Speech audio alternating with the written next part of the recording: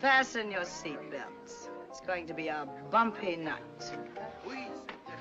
But tell me, Eddie, is that a rabbit in your pocket, or you're just happy to see me?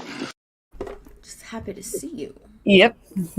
Well, I'm hoping if people are happy to see us tonight, because we will be talking about the new Mortal Kombat movie. And speaking of also happy to see us, I'm going to teach you all about consent, because apparently the Australian government, at least, thinks we need to learn about what it means to have consent.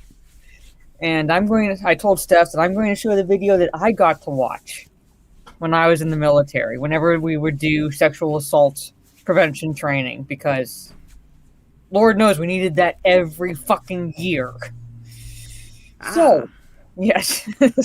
So, good evening, chat. We will be talking about, as you can see, the background is the Mortal Kombat symbol. So, because we are going to be discussing the new Mortal Kombat movie. And I think Steph is going to be a little bit more gracious when it comes to talking about this movie than I am. Because I was not a fan. I was not a fan. Now, gun to my head, let's say if I had a choice between watching this movie again and watching Wishmaster 84 again, as Trey likes to call it, because he asked me that on my Twitch stream last night, I believe. I was like, I'll watch this movie again. I'll watch this movie again. Will I necessarily enjoy it? Most likely not, but it didn't piss me off as much as the Wonder Woman 84 movie did. So yeah, there you go. So I will give that as a positive for this film. It bored me, but it did not piss me off. So there it is. I'm gonna say hello to the chat, and then, like I said, I'm going to go on camera. But you want her to go on camera, chat? Yes. After I share my screen. Sorry, god damn my phone. I had to have my phone on vibrate, folks. If you hear that against my desk, it's either that or the Death Star battle alarm right now as my text tone. So it's her phone on vibrate. My phone, and I'm doing air quotes even though no one can see me. But yes, I'm gonna share my screen to show the consent video that I got to watch in the military, and then we'll go into talking about Mortal Kombat. So from the top, I think this is the first time I'm seeing the in that. But good evening. Thank you for stopping by. This is Hail Chat and Hail Ladies. We love Gina Carano. Hashtag we love Gina Carano and hashtag we stand with Gina Carano. I think Ryan did a live stream earlier. I was napping, trying to shake a headache, but talking about, I guess, the new Gina Carano website that There's launched. a new website that launched. It's GinaCarano.net. Was it today or yesterday that launched it? Was it today it officially launched or yesterday it officially launched? It officially launched yesterday, but I guess the creators, designers of the website, they were on Ryan's stream today. So, okay. Yeah. It's There really it is. cool. It's like a fan site. It's really neat. And I guess we at least have one person in here. Orange Out Reviews is Team Steph because I enjoyed it, and yes, I am a fan and have been a Mortal Kombat fan since early childhood. Same here. While I acknowledge there are major errors and program problems, I still enjoyed the movie. Well, I feel you can objectively point out the flaws in the movie, but that's what we would call guilty pleasures. That's subjectively we enjoy them. Monster Hunter movie, the Monster Hunter movie that just came out recently. Objectively, not a good film in my opinion. Not a good film, but subjectively I do enjoy it. I find it a guilty pleasure. I do get a kick out of watching that movie, and I can admit it's a crap film. It's a crap film, and I can admit that wholeheartedly. Black Samurai, hail and screw the Mortal Kombat movie. He's in my corner, I guess. Apparently, it was an epic failure. So there it is. Chris Arcella, heyo. Good Hi, Chris. evening. Courtney, always with the Trey. Yeah, it was always with the blunt one-liners. Mortal Kombat sucks. I saw that in my Twitch stream last night. He does not hold back. Yes. Hail chat. Sorry. Cue ball. Hello. Good evening. Open air like policy. Hello, ladies. There is a bachelorette party happening in my house. They are very drunk and close to asking me to strip. Help. Well, first just off, do it. Get the money. Just do it. Yeah, get the money. Well, first get the money up front. Because if they're drunk, they're not going to know. Shh. They're not going to know. Get it up front. That's my recommendation. Just do it. Yeah. Do it, Tim. Let's see. Phil, TMNT. Hey, Mara, and hi, Steph. Good evening, Phil. And I will be on camera, and he was in my chat my Twitch stream chat yesterday, and as soon as I get the friggin' audio things working, hopefully my next one will be without issues. But I got my setup for the most part working. So yeah, I played Witcher 3 last night in my Playboy bunny suit, like I said I would. Ah. So there it is, and chat jumped on me, so hold on, I gotta scroll back up to get to the point where I jumped off. So hold on. Dan Rodwell, there it is. Hi, chat. Good evening, Dave Myers. Hail to the beautiful Mara and Steph and the rest of the chat. Good evening, Dave Myers. John Pearson, hello, chat. Good evening. TD, hello, chat. And hello to our host, Magnificent Mara and Stunning Steph. Hi, there TD. it is. And thank the CJ for the thumbnails. For this, the thumbnail I'm using, and he also made others. So whenever Steph has it on her channel, I will send her the thumbnails, and she can pick out which one she wants to use. I picked out the one I wanted to use for this week. He's the thumbnail king. Yes, he is, and it was cute. They're all really cute, and I think Steph will love them. All of them. I've seen them. Yeah. So you get to pick out whichever one you want to use. Let's see. Can you all start beef with someone on Twitter? I'm bored. We'll see. I'm pretty sure there's going to be like some idiot. I mean, I tried starting beef with a Twitter women account. The Twitter women? But they don't really respond. I just put them. I just said that you're a waste. I wonder if Lethal got. No, he didn't. I checked. Oh, he didn't. Oh, well, as far as I know, he didn't. Let's put it that way. The tweet's still up. Oh, okay. So because I went back onto Twitter and I retweeted that post and I saw his comment was still there with 25 likes. I might add. Of course. So there it is. Ms. Martin uses good evening. Hey, Thank you for stopping by. Making sure I say hello to everyone. Obsidian Paladin. I imagine in Australia it's a boomerang to the balls. I'm not sure what that's an.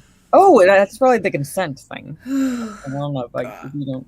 I just woke up like 10 minutes ago. Yeah, she came on the stream and she has this like look on her face like I just woke up. The hair was a mess. I'm like, you look it.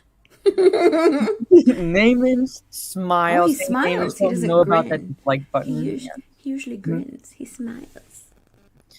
Brian Juarez, hello. Good evening. Says hello, ladies.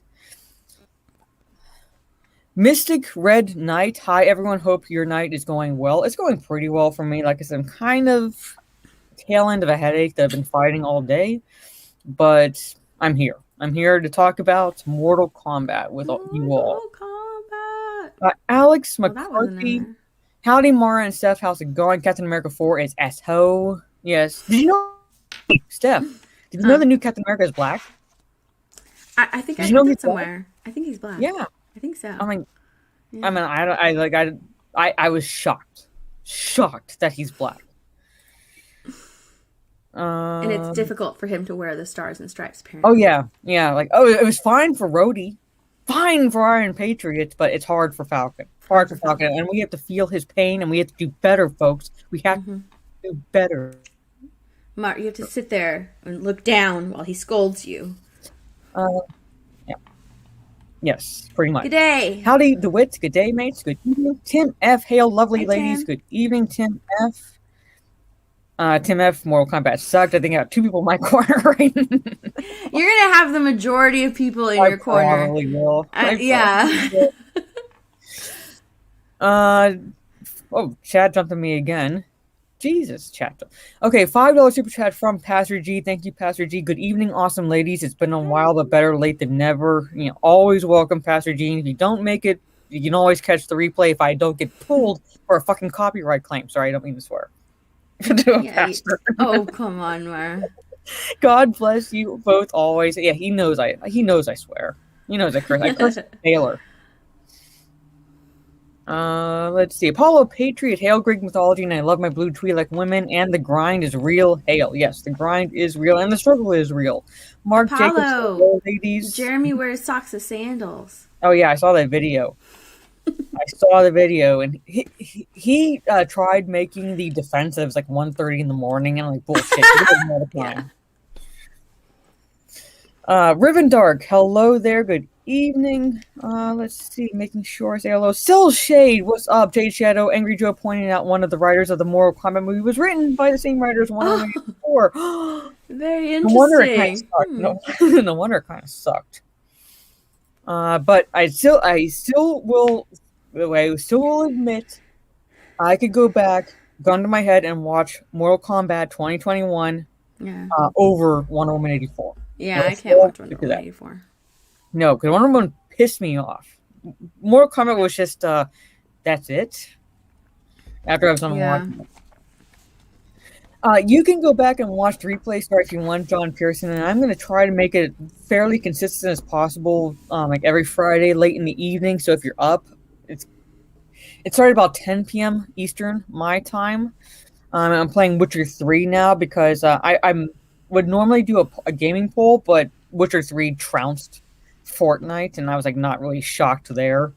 So I'm just going to do a poll about like what you put Witcher 3 up against Fortnite. Yeah, I know.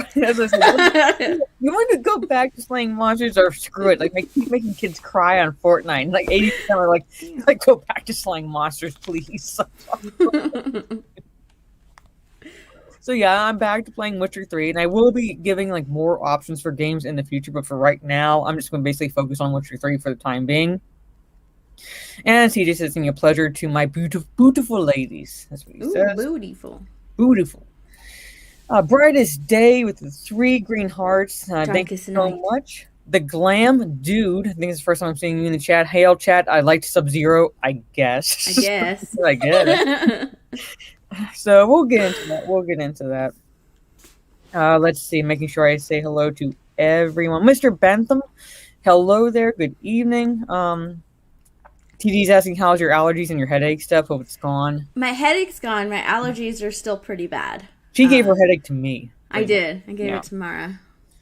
But my allergies are still pretty bad. Are we calling any hook? That's up to Mara. She is the host, and she can call the hookers. Yes, I can. But I think our focus should be on Lyndon, because he really needs it. I mean, there's not too many hookers that will dress up as a furry for him. So we gotta find one that's willing to do that. I bet there are a lot of furries near you, aren't there? There are. Yeah. Don't you live in like the furry capital or something like that? Yeah, the fucking furry convention capital of the world. There you go, the furry convention capital. That's where you live. Okay, so people in the chat, if you're not subbed to Lyndon, sub to him, send him super chat so he can save up that money to come to the furry convention capital and find his furry soulmate. That's the goal, folks. That's the goal. Well, that and a hooker will most likely come first, but he has to meet his furry soulmate. So let's see. Oh, here's one. Daniel James like, I thought the new Captain America was just really tanned. Yeah, he's in the sun a little too much. Let's see. Geek Blend, hello ladies, and I will be on the high ground with Geek Blend, Open Air Like Policy, and Raging Rhino after our stream. The movie trivia is Clerks, because they're doing Kevin Smith's films, and the first one up to bat is Clerks, which I just watched tonight, so hopefully I remember what I just watched well enough for the trivia. So there it is. Jay Lee, oh yes. He's saying hail to Open Air Like Policy, and hail all. Good evening, Jay Lee. And I think I said hello to everyone in the chat. Let's see. Brian Juarez. There it is. Yes. I'm down to finally. Chris Arcelo saying nice. That's the last comment. All right, folks. I'm going to share the screen and then I'll go on camera and we can watch, like I said, the video. If you were watching Lyndon's stream yesterday for us, you would have seen this video. Steph wasn't watching, so she has not seen this video. And she's going to, like I said, see what I got to check out. Man of Steel versus Mortal Kombat, folks. I mean, I don't... Man of Steel would win. Yeah. I assume hands down. Like movie comparisons, but we'll see. So let me share my screen. Chrome tab, share audio. There it is. I'm going to make this bigger. And before we play this, all right, 3, 2, 1. Light is off, folks, just because I'm fighting a headache. But this is going to be the new poll Monday. When I stream on Twitch next time, Playboy Bunny Suit 1, so that's going to be out for the time being. You want the Aussie flag bikini or the Wonder Woman bikini, which is what I'm wearing now. This is the Wonder Woman bikini, and this is the bikini that Drunk 3PO would have seen if we had done the Snyder Cut watch party. Because we were like all like thinking, oh, let's go rent an Airbnb and have a party down there and what the Comic Con happened, pretty much. Mara showed her boobies again. Yeah, pretty much. And I will be doing that again on Twitch. So the poll will be up. You get to vote. She's gonna show her boobies. Yes. That's Trey. Tim, the great Hera. The Sentinels, like the eyes. Yes, Wonder Woman. Yes. Let's see. It says Wonder Woman hands down. I know Raging Rhino wasn't happy that the Aussie bikini lost, but chances are it's going to lose again. So there it is. TD wants to know if anybody has a birthday today. Someone has a birthday somewhere. That's all I'll say. Someone has a birthday somewhere. Dedicated to these bikini streams. I wear what I want to wear, and I leave it up to, I guess, a vote. And if you want me to wear this, poll POLL. I don't have a POLE yet. Orange Hat was like, I feel like channeling Winter Lethal. I vote topless. Well, I mean, have you seen wait. Did you say you don't have a poll yet? When I get my own place, you gonna get it? You gonna get a stripper pole, Mara? And I'll admit this: when I was I hate saying the phrase when I was younger because I don't like I don't feel my age. But I used to work out. I would do cardio striptease. You need a pole. I do need a pole for that, and it's kind of hard to do that. I knocked something off my desk. No, topless is not an option, Keith. I think I'm in about he's starting in about 25 minutes. I'm gonna stream snipe him. Thomas's birthday. Yeah, we're gonna stream snipe him for a little bit. While we're talking about it, I'm gonna be watching the time, and then when his stream starts, I'm going to share my screen, and then I'll put the link in the chat here, and you all can go wish him a happy birthday and say rating pretty much like we're doing a Twitch. We're on Twitch. Send me money so I can actually get my own place. How about that? And then they'll get the poll, and then maybe do a video. Full screen Mara, Wonder Woman, please now do it. Full screen yourself. Okay, hold on.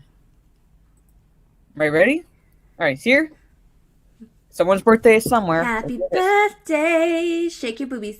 Shake. There you go. Do a shoulder dance. I can't do it while standing up like this. Here, look, my tattoo. Ta-da! There you go. Oh my god, my vote is for tassels. That's what Tim said. Oh my vote for tassels. Slow down. Okay, hold on. All right, we gotta learn all about consent, folks. We gotta learn all about consent first. I'm gonna mute myself just so there's no feedback. And Steph, comments. No comments during, just watch. All right? Okay. All right. I'm gonna mute myself and I'm gonna start the video. Okay. No comments.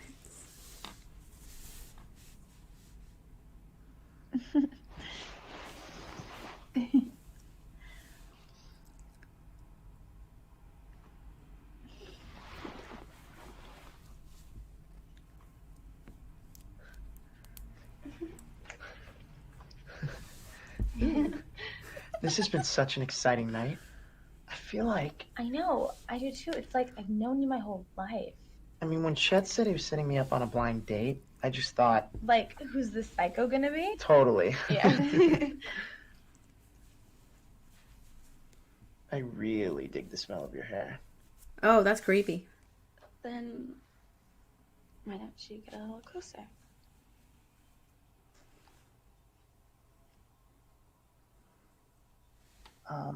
Before we go any further, Oh, I so should the probably man. grab something. Yeah. I know it seems kind of silly, but have you ever seen one of these? A sexual consent form? Yeah, I've seen one of these before. It's kind of an awkward formality. Yeah, I guess it breaks the mood a little, but it's the right thing to do. Yeah, Would you mind if I had my lawyer review this? of course. Sure, of course. Okay, great. Thank you, Penny. Okay. I, the undersigned, give Judah. Yeah, that's me. Right. Give Judah on this date, the 10th of January, full consent to the following sexual activity: kissing, smooching, pecking, whispering dirty thoughts, ear nibbling. Okay, ear nibbling. Frenching, caressing, light petting. Look, this groping is not going to fly. What's wrong with the groping? On principle, my client does not do groping. Ho, what do you think you're doing? Just a sobriety check. I only had like one drink tonight. Hush. They don't need to know that. You done? Sure. Where were we? Groping. Right. Fondling. Check. Feeling up. Check. Bra removal with his teeth.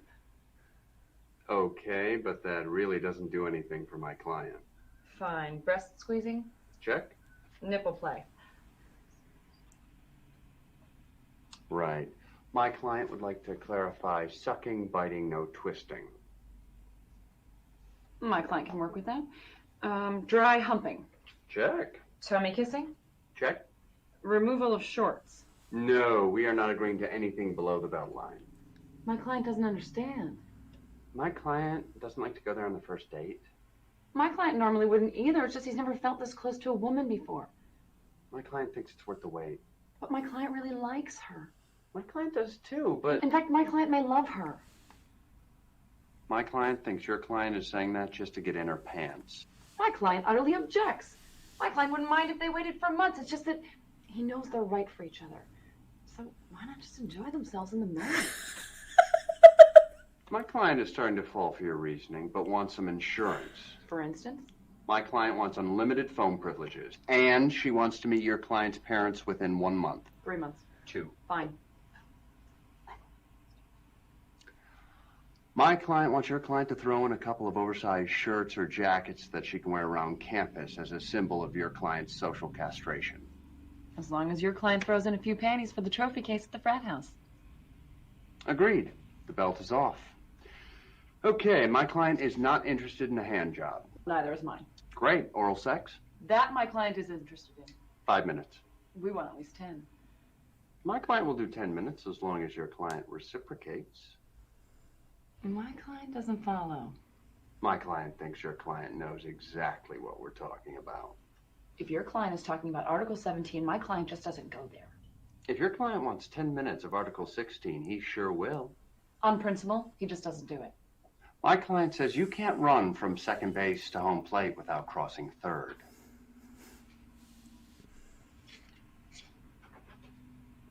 Okay, 10 minutes of Article 17. And we're on to intercourse.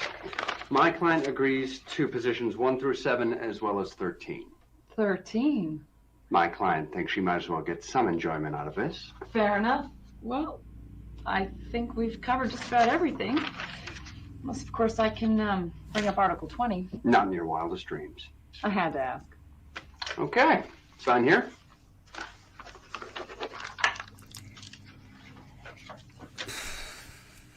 Been a pleasure. Likewise. I'm glad that little formality is out of the way. I feel so much better now.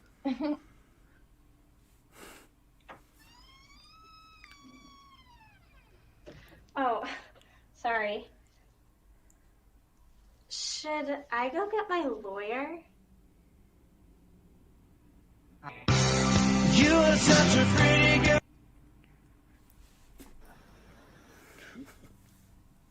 That's what I got to watch. That I'm wondering what positions 1 through 7 are and What was the other one? 13. Yeah. Yeah, I'm wondering what Article 20 is. If That's she's that's saying, butt sex. That is probably It has to be has to be butt sex. Yeah. But I want to know what all the positions are. Yes. So yes, that's what I got. No, they didn't. Geek one, no, they didn't. And I know I like what Geek Blend said. I started laughing. Where is it? Yeah. Yeah. He's like, the lawyers might as well just do it. The dude doesn't get... he's like so there it is. So basically, yeah, that's what I got to watch. That's what I got to watch to teach us all about consent, pretty much. And Pastor G's like, wow. Just yeah. Look at TD. I love Article 20. So, yeah, Sogi's here one that came on just in time. Yeah. Naaman says 1 through 7 are all missionary. I guarantee it. Yeah, something like that. The army wasted money. No, this wasn't the army. No, this wasn't the army. This is like a video they showed. So this is like a just I don't know what just a consent, just a regular. Yeah. That's just weird. Yeah. Granted, it wasn't as bad as the Australia one. Like at least there's some humor in this one, you know, with like the lawyers. But the Australia one was just horrible. Well, the Australia one was just cringe. It was it's like I don't know what they were thinking when they did it. And this one was basically like an attempt at like one of those Funny or Die videos. Yeah. That's kind of what it was. That's what it felt like. It was a little funny. Mm-hmm. So that's what it wasn't as cringe as I thought it was going to be. No, but that's like from like 2004. Like this is like an old video, so it is a parody. But yeah, we're getting to a point now where we're probably going to have like our attorneys present in the bedroom, or like consent form. With the consent forms. I was like, wait, Australians have sex? Well, not Lyndon. Not Lyndon. Lyndon's still a virgin. Yes, so he's waiting for marriage. Yes. You can't even see the straight face. All right. Okay. Part of me is like, do you think I should risk just showing the Mortal Kombat movie, not play it, but like just skip through on pause scenes, or how do you think Warner Bros. Would handle that? Let's just do it. All right. Let me bring that up, folks. I'm pretty sure that it might get flagged, but nah. Yeah, I mean, if it gets flagged, it'll be like afterwards. I'm not gonna play sound or anything, and I'm just gonna skip. Yeah, we won't play sound. I'm just gonna skip through. It's gonna be paused. And I'm just gonna skip through parts. So that way you can actually see. Yeah, he is. It's a widow version. So you can actually see what we're talking about and not just like hearing us talk about it. Wow. So let me bring up my HBO Max account. Mute myself because it'll start playing.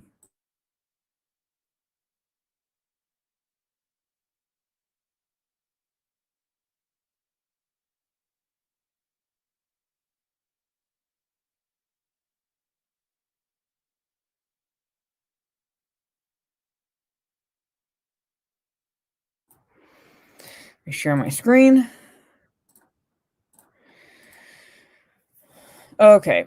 So this movie, this is like probably the best part, in my opinion, of the movie. Now, I'm not exactly necessarily wild about the fact that they like are making Scorpion out to be a good guy necessarily, or at least entirely a good guy. But I did like this opening. It sets up Scorpion and Sub-Zero. And the fights are just, I don't want to say phenomenal. You're muted.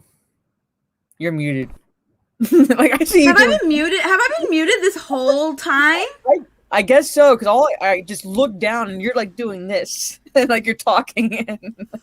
Like even when you were pulling up your HBO Max account, have I been muted this whole time? I was. Oh my gosh! I was on another screen. Well, damn. But yeah, but like you were saying, like this is like you love. Yes, I've been muted for a while, says Pokemon. Thank you. Nobody told me that I was muted. Nobody. I was looking at the chat. Nobody said, Steph, you're muted. We can't hear you. Are you talking? Sorry. Oh, Octanoozle. Good evening. You missed the consent I video. said hello to Octanoozle, and poor guy, he didn't hear me Oh, because I was muted. Okay. I was like, hi, Octanoozle. I was on the HBO Max screen, so I wasn't seeing like you talking until I like came back to StreamYards, and I see you doing this on the bottom of the screen. Nobody told me I was muted. I always mute my mic like when I'm doing something. Now that we've gotten that, all right. You were saying, because I could read your lips, that you loved these fights in the beginning. I do. I like the fights. I like most of the fights, actually. I like most of the fights. I can find some enjoyment in most of the fights.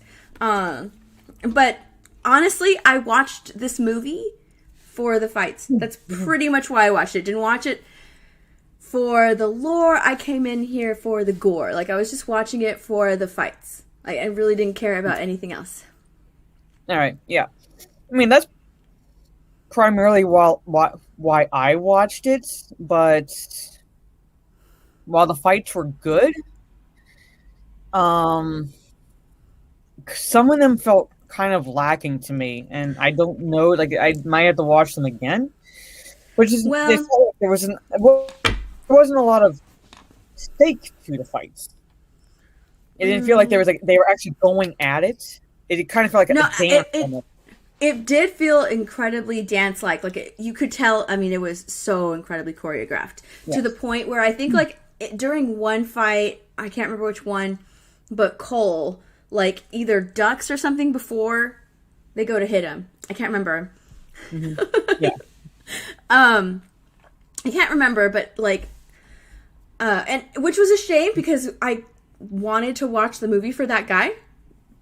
Because I really, Louis Tan, because I liked him in Into the Badlands. He's so awesome. And I knew that he does, like, all of his own choreographed, or his own choreographed, but his own stunts and stuff like that, his own, because they had to do it for Into the Badlands. Real fast, we will be touching on spoilers, so if you have not seen the movie, and you don't want spoilers, leave now or forever hold your peace, or if you don't care, stay in the chat. But we'll be touching on spoilers. Maybe not all of them, but some, yes. Yeah. But I did watch it again, and Cole was like, oh, God, he was my least favorite character in the movie. I don't know why his acting was so bad. It was just so bad in this movie. I don't know. Because he's so good. You only watched 10 minutes of it. How do you even know that? That could be a combination of... He didn't even watch, like, he watched the first 10 minutes of this movie. Right, he didn't see Cole at all. What? Well, I'm saying, like, this scene right here, like, this part right here is, like, basically the first... Yeah, the first 10 minutes. But, his acting could be, like, a combination... Well, could, like, obviously be him, but it also could be a combination of, like, the direction he was given, the script he was given. Like, the script itself... Oh, the script is trash. Yeah, the script is really, really bad, but I didn't like his character. And the fact that he had, like, a family, I was just kind of like, great. Yes. Yeah. Dicks. They're gonna be in peril at some point. Yeah, they are. You knew that. Like, you could call it, basically. Like, a lot of this you could call, like, right off the bat. The guy who throws his hat is Kung Lao. Yeah, that's Kung Lao. So, and French ABC is in the chat. Bonjour, French ABC. Official Polyworld trainer, no Johnny Cage. Well, no Johnny Cage. Just a poster of his crotch. Yeah, because I guess in case you couldn't recognize the face, you oh, that's Johnny Cage. Yeah, it's like he's wearing a belt. Didn't it say like he's wearing a belt that says Cage on it? He's wearing a belt, but underneath it, what does it say? It says something, I can't remember what it says. So this is Cage was the movie. We'll get to that. It says something at the bottom. It's like a Mortal Kombat. Oh my God, what does it say? Shit. Someone's gonna know. We'll see it, but it totally said something at the bottom. Yeah, his family is established lore. So they do touch on established lore, but they do also take a lot of liberties with it. Hi, Michael. Mortal Kombat Annihilation felt more satisfying plot-wise. among those big things. I'm kind of with you, whereas like Mortal Kombat Annihilation is a movie. Is a what? Laugh. You went like This this. one- It's a Mara's frozen. Oh, yes. There you go. Bandwidth might be going in and out. Mortal Kombat Annihilation was crap, but it's like Batman and Robin. I can watch it and laugh. Whereas this one here, I watched it and I like felt bored most of the time. So Okay, so if I'm gonna compare this to Batman and Robin, they're like on par. They're on par. I could watch both and laugh. Because like some of the lines like flawless victory. Oh, I just busted out laughing. I just started laughing. What the hell is laughing? laughing. Started laughing.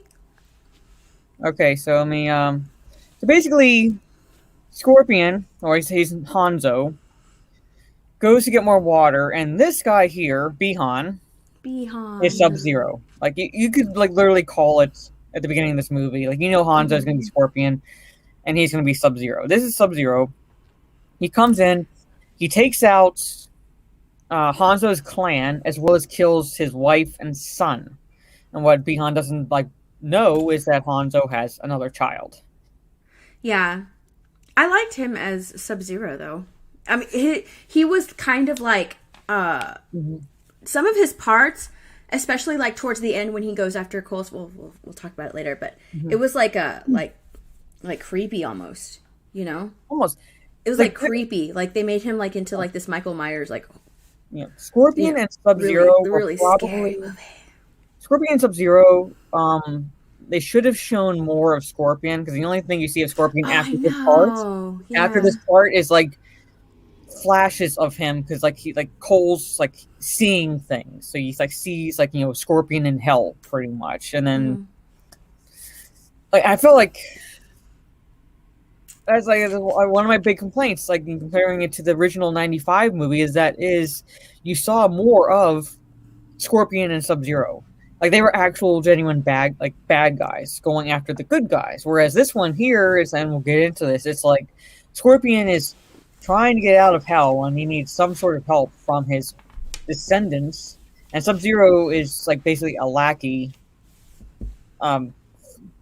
for Shang Tsung, but his focus is taking out Hanzo's line.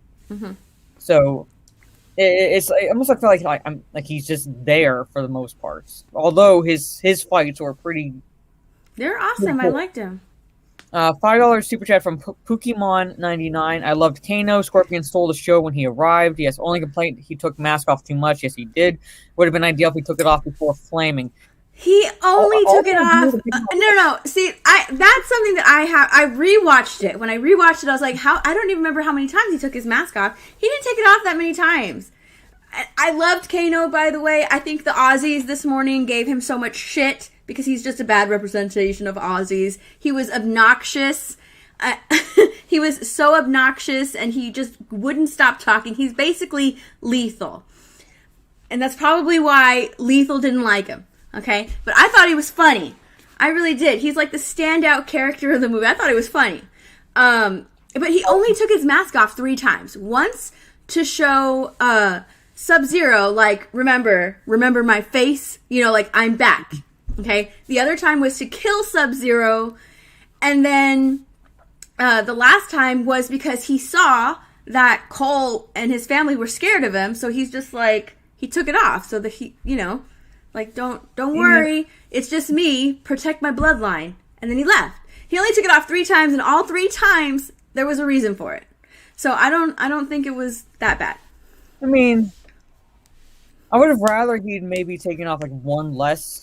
I get why, but he should have like taken off like just to show his face to Sub-Zero and then to show his face to his descendants, essentially. Yeah, but then he had to do the fire. So all three times, really Kano was not annoying. I thought he was funny. I thought he was funny. He's a little annoying. He like pushed it a little too much in some scenes. I'm like, dude, do you ever shut up? No, he doesn't. That's the point. But like he didn't talk that much in the '95 version, so it's like come on, you can. That's the point. He's so obnoxious. Like as soon as you meet him, he's obnoxious. He doesn't stop talking. I love the part when Kano forgot what eye his face was. Yeah, it's trying too hard to be a superhero movie. Pretty much, Ryan says Kano was annoying. Oh yeah. It was totally superhero movie. Kano was just like, fucking what's his name? Liu Kang called him Magic Mike at one point. I was like, that's kind of dumb. Mm-hmm. Some of his lines were dumb, but I mean, he was very obnoxious. Mouthy, but at least he wasn't he didn't talk as much as he did in this movie. He was mouthy, yes, but he did not talk nearly as much as dude, do you ever take a break? No, he doesn't. No, but I'm like, Kano is I'm gonna make you be like, okay, it wasn't that bad of a movie. I could see where you're coming from. I'm gonna switch Mara's mind. I'm trying to skip through parts. So basically, not showing during this fight at the beginning when he was fighting all of these people, I was like, okay, I know what this movie is. I'm ready for it. That's it. It's gonna be blood and fights. I'm here for it. I'm ready. I did like how he took that garden tool, tied the rope to it, and that's an allusion to what weapon he uses as Scorpion. Yeah. All he was able to use. I did like that. This is basically, like I said, the best part in the movie to me is this feudal Japan setting, the fights, that established the animosity between Sub-Zero and Scorpion, which I would have loved a movie basically primarily focusing on that, but instead we get this part was sad when he was trying to get to his crying daughter. I was like, "Aw, come on, you can do it. Make it." And he didn't make it. Yeah, he couldn't make it. Yeah, and so that he got doesn't me in my make feels. it. But this guy makes it. Raiden. Now, say what you will about Christopher Lambert as Raiden in the 1995 movie, but at least he had a purpose. Part to play, a purpose. This guy here just shows up. This is his only purpose in the entire film, pretty much. It's to save the daughter, and I get why he saves the daughter, but every time else you see him in the film, he's chastising other people, creating portals, and that's it. He's not actually training. See, this is kind of the way I look at this movie, especially since we don't have all of the characters. They're hinting towards the end. They hint at oh, we're gonna find Johnny Cage, and there's gonna be another. No. There's still a Mortal Kombat competition that needs to happen. So this is kind of okay, well, it's a prequel. We're just meeting these characters, maybe. Mm-hmm. What did it say? I didn't read it. Yeah, basically a lot of this movie you could call Kano. Kano's a bad guy though. Yeah. So Kano's a bad guy. Yeah. So of course he was gonna. It was almost pointless for him to set up he could even be a good guy, basically. So, but see, I didn't even think that he they didn't set it up that way at all, because they didn't even set it up. As soon as you see him, he's in chains. Nobody trusts him. He's always getting at the other. He's always making fun of Sonya. Nobody likes Kano. Nobody does. So they didn't really set him up to be a good guy at all, because he doesn't like them. He's only with them to get $3 million. I'm sorry. How stupid are you? He's afraid to believe that even if she could remotely have access to that amount of money. I don't know. And conveniently, he ran drugs through that temple or whatever it is that he did. Oh yeah. A lot of this is convenience. Oh, well, they just happen to have Kano here. Yeah, he just happens to have a friend with a plane. Yeah. He just happens to know where the temple is. So yeah, it's a lot of it is it's convenience. Yeah. Reptiles. Yeah. Oh yeah, we'll get to that. Basically, in this part in a nutshell, Raiden comes and saves Hanzo's daughter, and it carries on the bloodline, basically. There you go, Uche. There's something we agree on. The movie was decent, but it could have been great. I like Kano. He is a bad guy. I think WB chopped the movie down. It does. They should have taken more risk. It does feel very choppy. Yeah, it feels the pacing incredibly is off choppy. completely. It does feel really choppy. Like, I know someone with a plane. They're in a plane. Okay, we're gonna. They show like maybe 3 seconds of them parachuting, and then they're walking. Yeah, like yeah. It felt incredibly choppy. Yeah. So let's keep going. But yeah, Raiden, no point. But if I'm looking at this, like, it's maybe like a prequel, like a lead into, now they're gonna into a movie where they're gonna train, like really train. Like, this is them finding their, not, they don't call it chi, they call it something else. It's Arcana. They call it Arcana. Arcana? Like, no, Akari. No, it's not Akari. No. They call it something different in this movie. Yeah, but it's like them trying to find their fucking superpower. Okay, they're trying to find their superpower. But we're in the, like, I feel like Arcana. Arcana. Yeah, that's right, Arcana. I don't think it's Arcana. Is it Arcana? Yeah, it is. Arcana Matata, says River Guy. Arcana. I think they pronounce it Arcana, but it's something like that. Basically, it's basically I think it's a play on archaic magic or archaic powers, like Arcana. I don't know why they call it that. That doesn't sound right. I'm pretty sure it is. That's what they called it. Because I was like listening to that and going, "What the fuck is that supposed to be?" Yeah. But so here is Cole. Arcana. He's a fighter, and he gets paid like $200 a match. Yeah. Let me see if I can get like it off of like a blurry. It's like that's him, and he. I know you say he does well in Into the Badlands, but I'm looking in this movie. He sucks. Yes, man. He's like felt like tired, like the. He felt.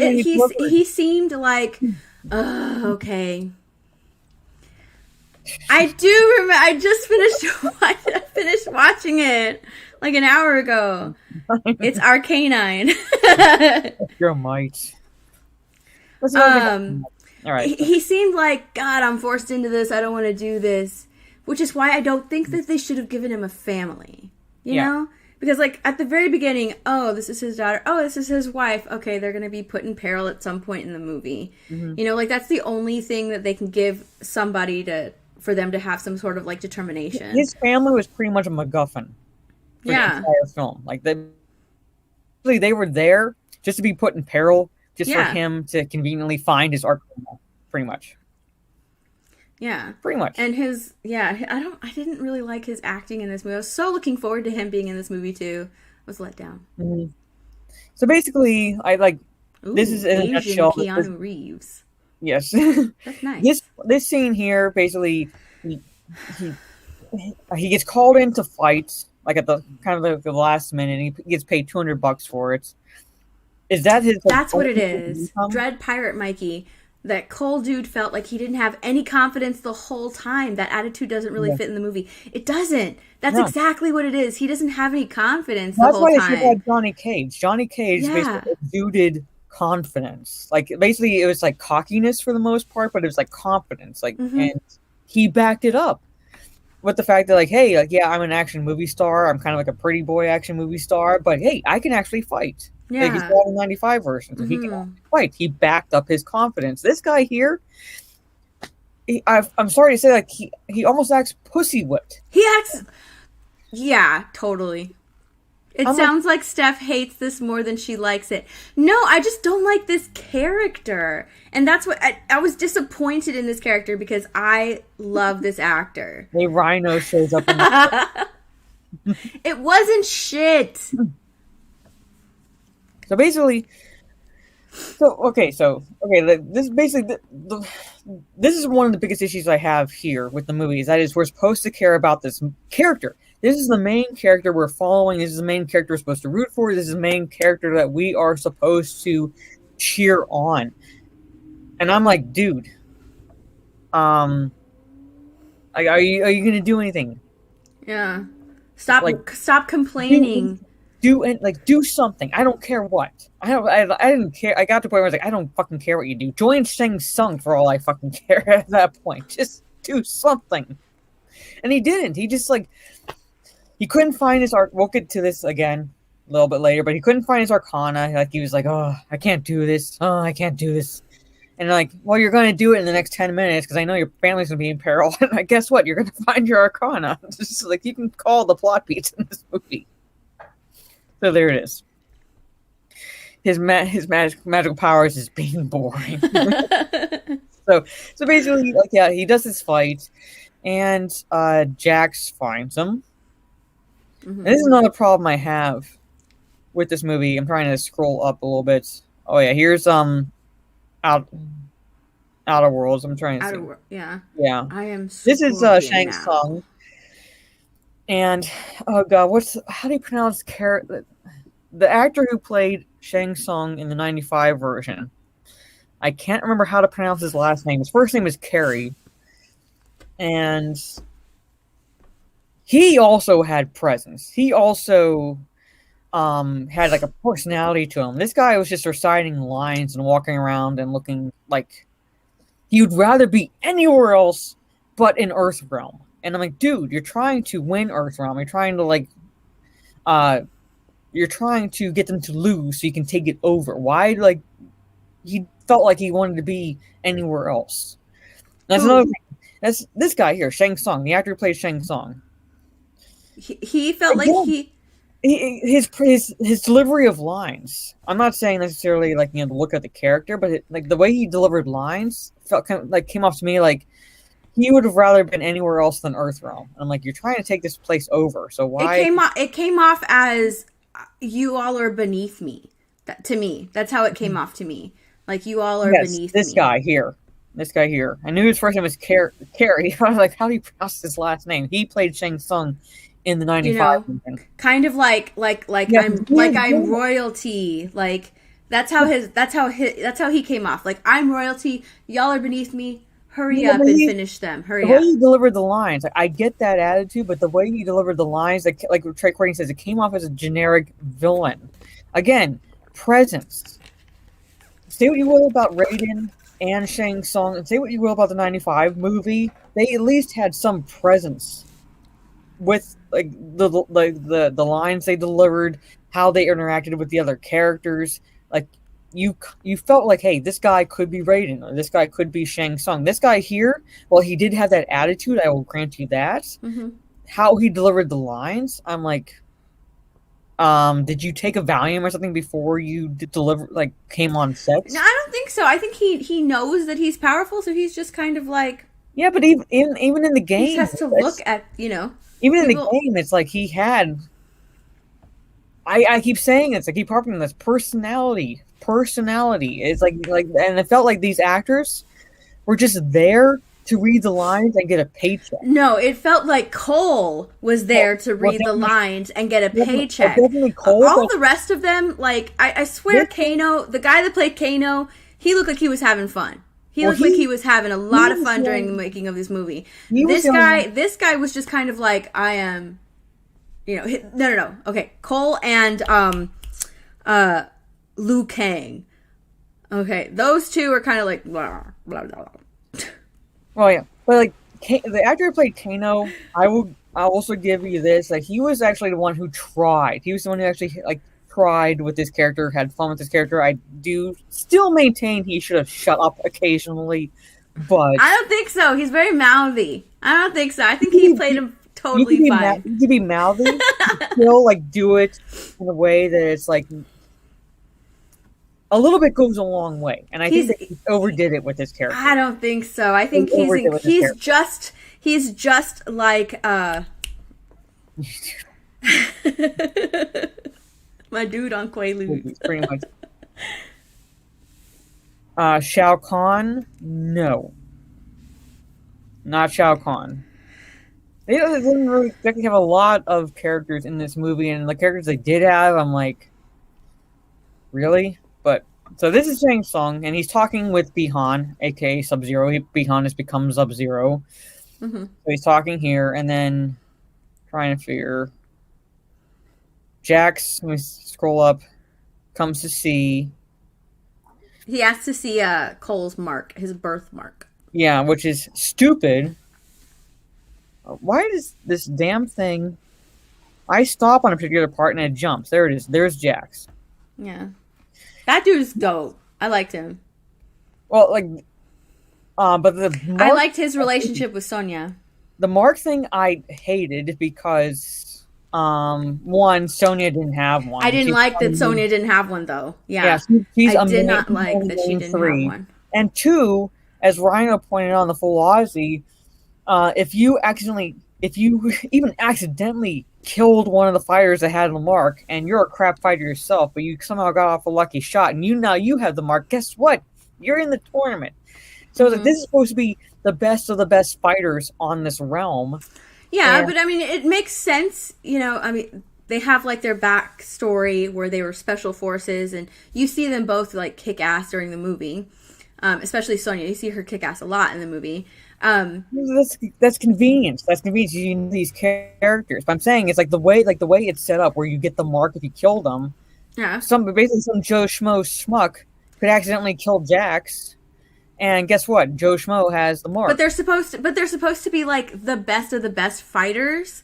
Yeah, you know, and so like when you meet Kano is a mercenary. I know that. But I'm just saying.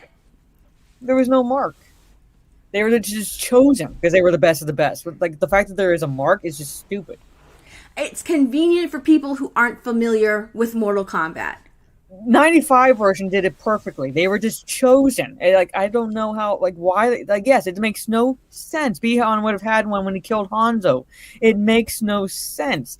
And like, you got that even in the 95 version. You didn't need. I don't know though, because he didn't didn't. Need the mark. I mean, I barely knew the Mortal Kombat lore in 1995. But Bi-Han was already. Didn't he already have a mark? He already had his powers. No, he didn't. Yes, at the very beginning of the movie. Yeah, he did. What are you talking about? He froze his wife and son. Mm-hmm. Well, he had powers, but he didn't have the mark. He didn't have the mark.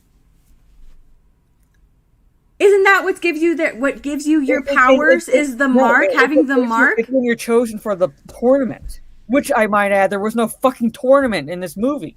It's when you're chosen for the tournament. There's no tournament then, so he didn't have a mark. It feels like a prequel. It feels like a prequel. And then after that, he like went to the outer worlds, other realm, I should say. Sorry, no mark. He was just like Shang Tsung's lackey, servants, right-hand man, whatever you want to call him, but there was no mark. He had his powers, but no mark. That's why it's so fucking stupid. But is it that way on every realm? In every realm, do they have a mark? Or is it just Earth realm that they have a mark? It was not explained very well, I don't think. No, it's not. Is it every realm that has a mark? Or is it just Earth realm? First off, they don't explain it, and secondly, they don't need it. That's my point. They don't need it because the best of the best are just chosen. They like 95 one was fine with that. You got that. They were chosen because they were the best of the best. They were scouted out and chosen. It's like, hey, you're the best. You're one of the best fighters we've seen on the Earth realm. They don't need a mark. And yes, he's like didn't have a mark. Shang Tsung chose him himself. So he didn't need a mark. No, he did not need a mark. That's the thing. You do not need a fucking mark. And the fact that they like get it when they kill someone, like I said, that's the whole point. That's the whole point. With the way it's set up with the mark. Let's say you have the mark and I had the mark, and I'm probably of the two of us probably the better fighter, and you accidentally kill me by hitting me with your car. Guess what? You have the mark now. Or does my car get the mark? Exactly. That's so stupid. That's why it's so fucking stupid. You did not need it. So, I'm just saying we did not need it. He could have been chosen. He could Shang Tsung. They could have seriously set it up the way the 95 version was. I think if they better we don't really need the mark, but however, pause and shift gears. It could have worked if they explained it better. 2020.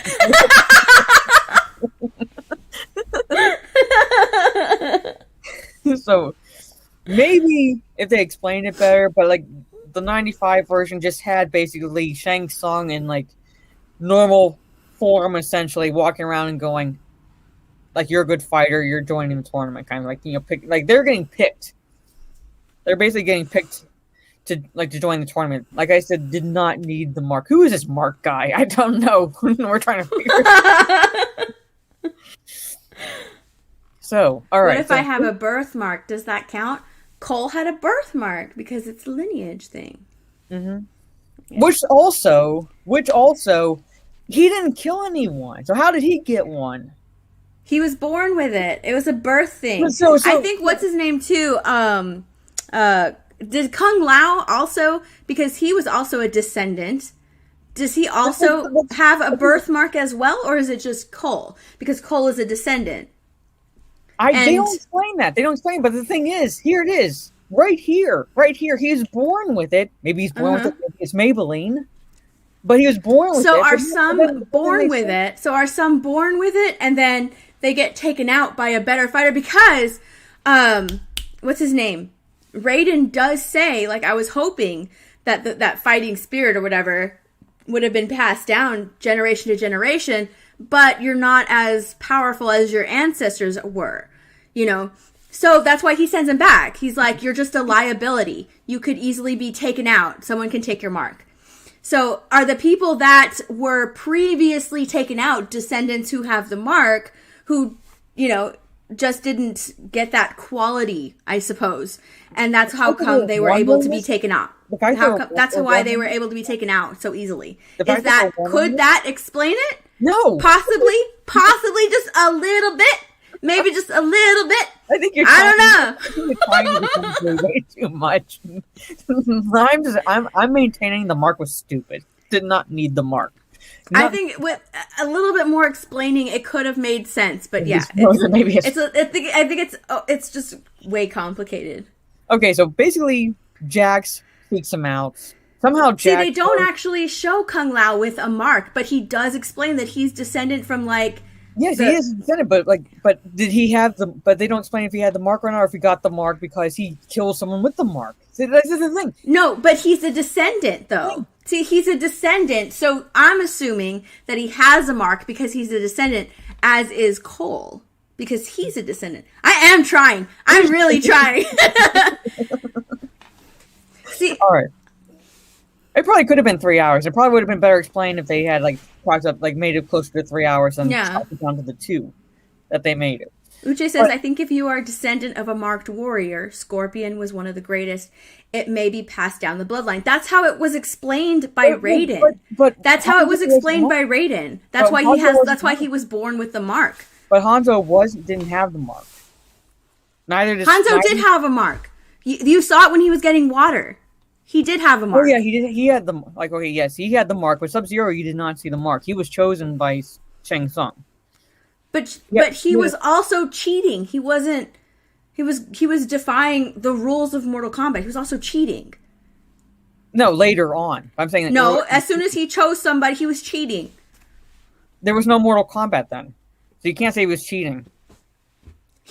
You're not supposed to seek out any players. That's why Raiden got so furious, because he's been cheating. He's like, take them out. We don't need to wait for Mortal Kombat. Just take out Earthrealm so we can hurry up. We don't need to wait for fight number 9. Just take it out. Take them out. That was later. He's already cheating. He's cheating from the very beginning. Not really, no. Because there wasn't any Mortal Kombat then. They fought 9 times, but it happens later on. Yeah, because he didn't want to wait. He didn't want to wait for fight number 10. Yeah, later on, but when Hanzo had the mark, and later on, that's when he's like, I'm Sub-Zero now. He's like, here you go, choose me. He chose him.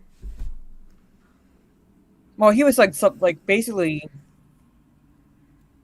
that scene. Yeah, Shang Tsung chose him, but I'm saying back in feudal Japan, there was no tournament.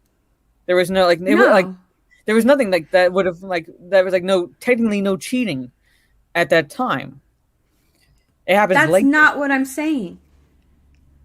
I know. I'm saying he chose Sub-Zero. So I'm saying he wasn't cheating then. He basically just chose him. There was no meddling with the Earthrealm's affairs or anything like that at that time. Shang Tsung did it started doing it later. Like when he got to the final fight, and he's like, "I don't want to wait. I don't want to wait because we've won 9 out of 10. All they have to lose is 1, but the chances are they could win. So let's just start cheating now." That's the impression I got. Not that he's been cheating this whole time. That's what pissed off Raiden, was the fact that he's like started doing it. Isn't that what you're talking about? Yeah, like later, like when he's doing it now. Because Like that's what I'm talking about. I'm talking about when he stops being what is his name, Bohan, and starts being Sub-Zero. That's when all the cheating starts. No. Yes. No. Yes. No. Yes. Because like at that point, no, he's just going by Sub-Zero. At that point, like that's not cheating because there was nothing to cheat at. That's the point. They're cheating because they're not waiting for the final tournament. That's how they're cheating. Mm-hmm. It's like if I'm gonna box somebody, and instead of waiting for the match, I go over to their house and I just decide I'm just gonna kick their ass now, and like break their arm or something. No, that's what he did later on. That's what I'm talking about. I know. I'm saying, like, when I was talking, I was saying, like, when he chose Bihan, based, like when Bihan like joined him in the other realm, that was technically not cheating. Because Bihan wasn't taking out Hanzo to cheat for Shang Tsung at that point. He was just taking out Hanzo because he wanted to destroy that bloodline. So he didn't actually go out and seek Hanzo because Shang Tsung was ordering him to.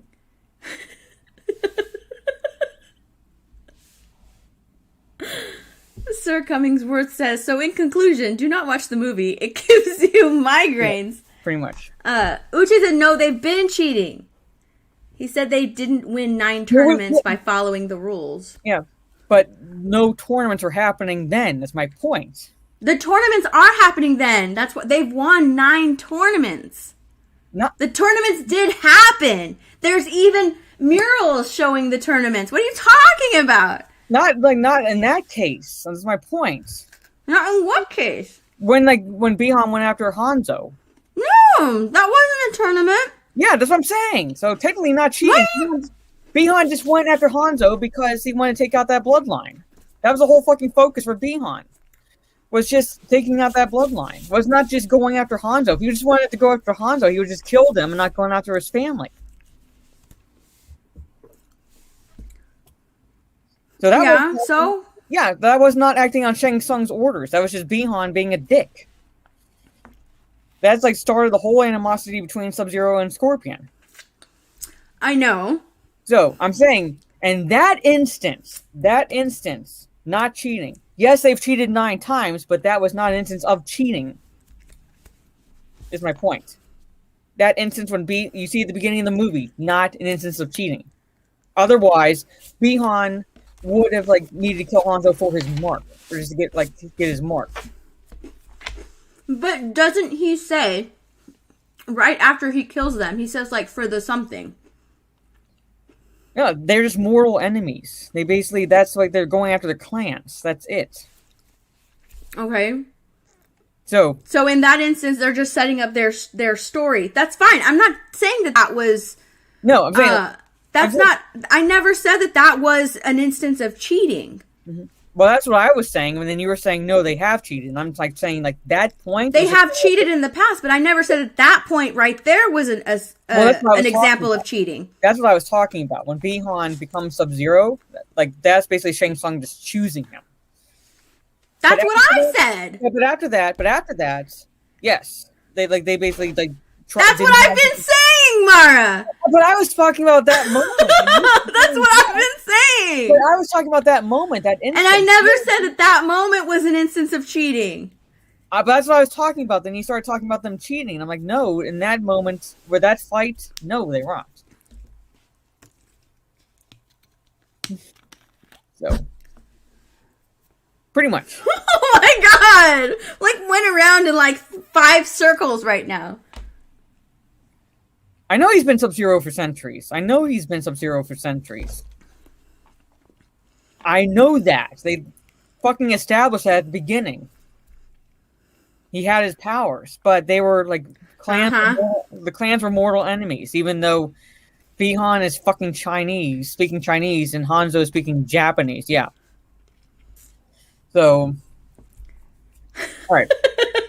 So anyway, hold on. Let's see. I love River Dark. He goes, this plot is more interesting than the films. And I still don't understand it. Hold on. Alright, so Sub-Zero comes after Cole. Trying to find a good shot of Sub-Zero.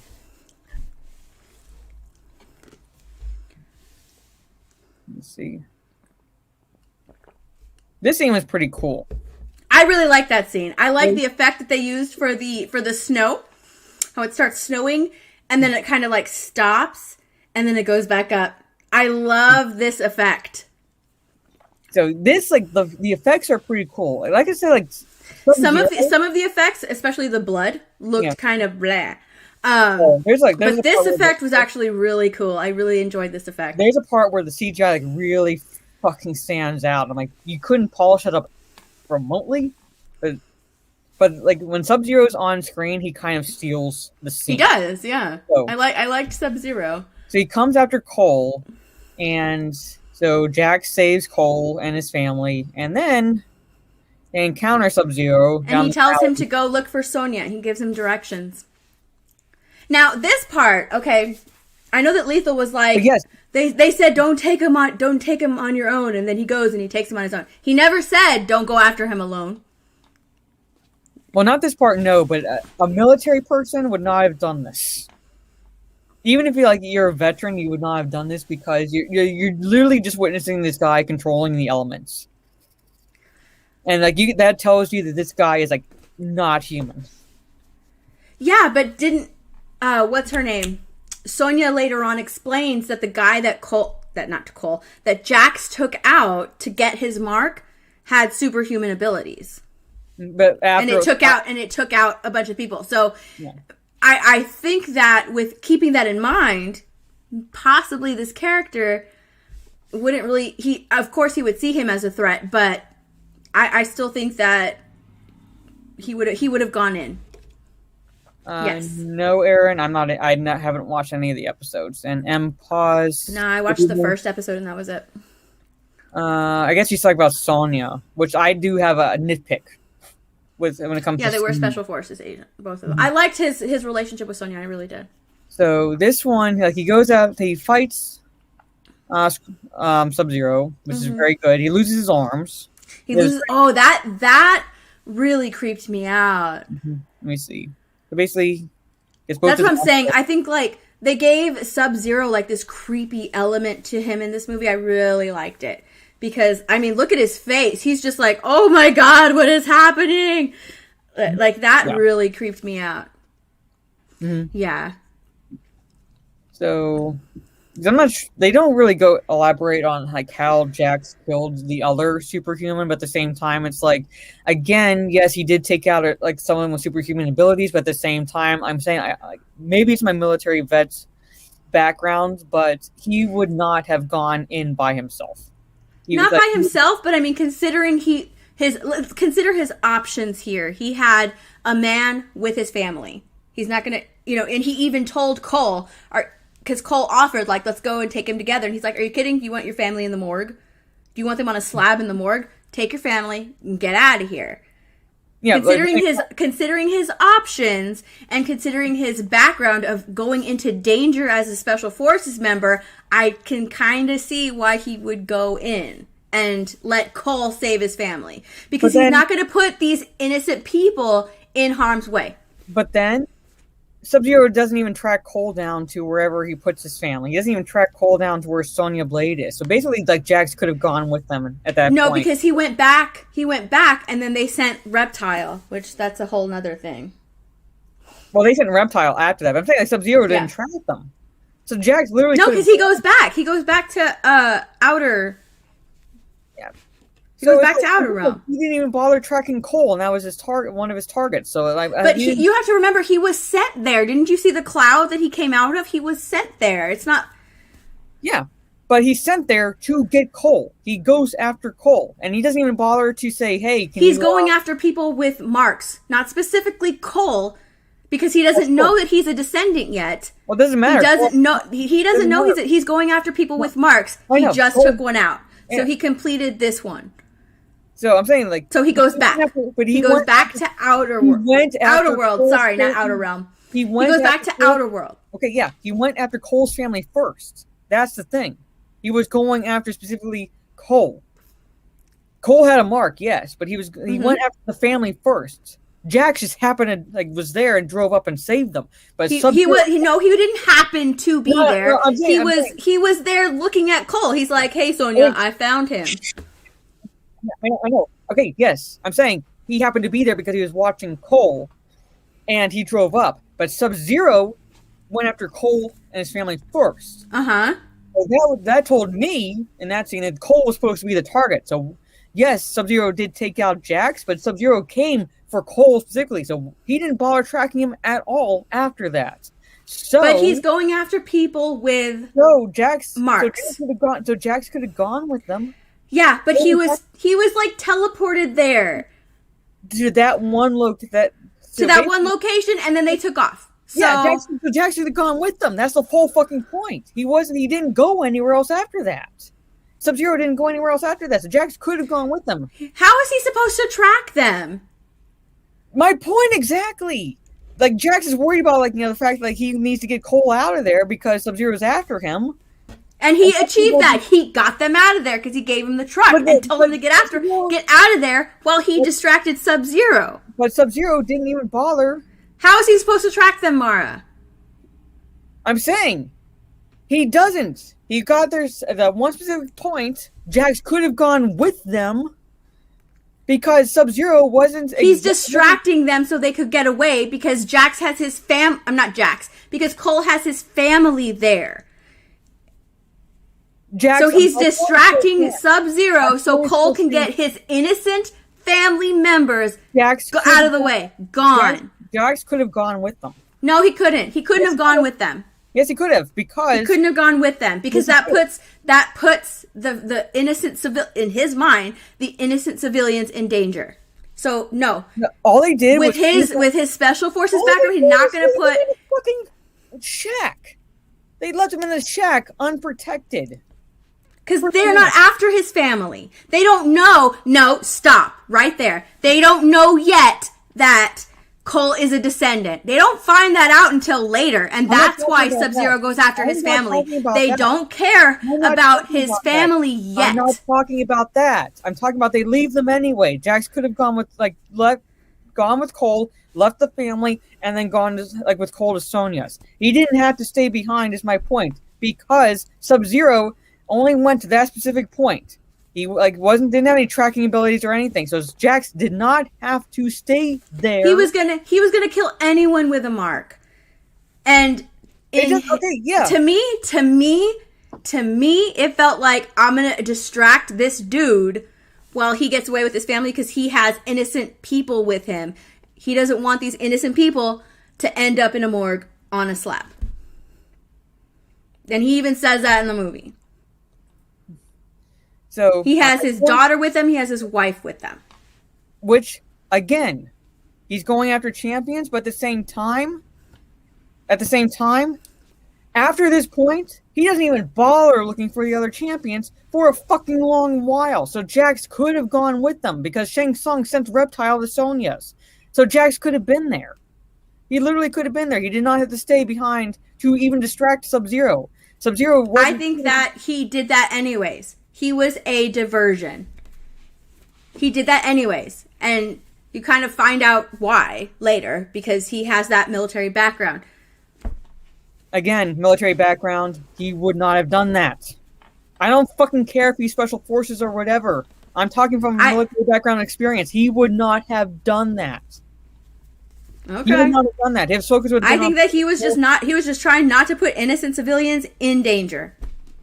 They weren't. They were in danger. You can't say they weren't. One person got hit in the face and got knocked down by a big old block of ice. Yeah, I'm saying he would have been there to protect Cole's family because Cole wasn't fucking doing anything. So if you wanted to not put them in danger, Jax would have been the perfect person to fucking protect them. Is my point.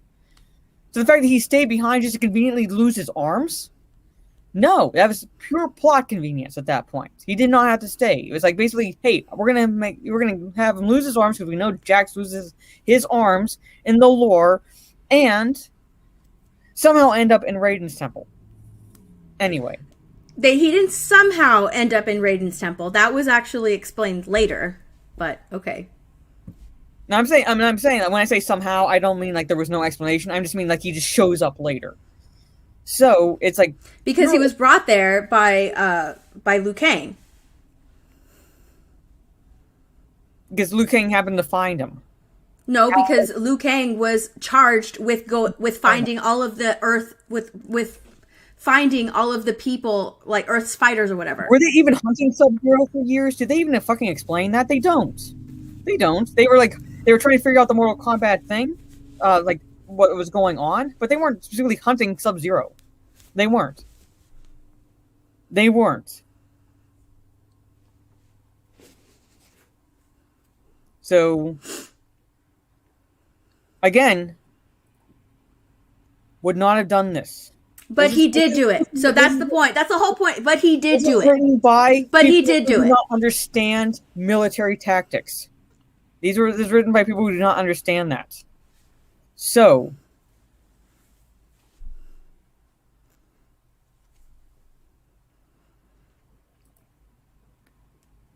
well, you say saying they were tracking Sub-Zero, but that's not even explained. And George is saying that they were tracking champions. Mara has a point. It's not explained well. Jax did run into the building. It was not like they were being chased in a strict sense. Not really. Well, they were kind of being chased. You still have the mentality, Uche. You still have the mentality. I don't care if you're a veteran or not. You still have the mentality. That's why I think that he's just protecting civilians. So that's why I think that.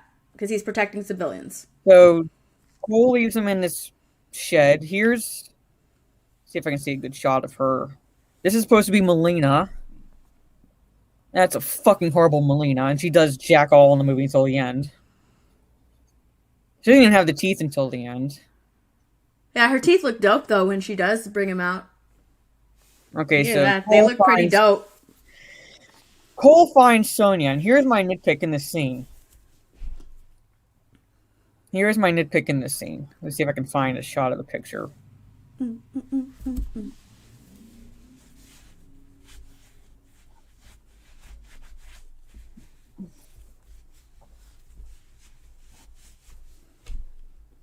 Come on. I don't want to play this. Hold on. Gotta mute myself.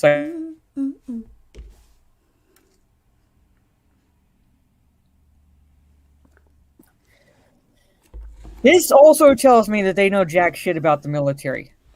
This is maybe a nitpick. It is a nitpick, but go on. But military background.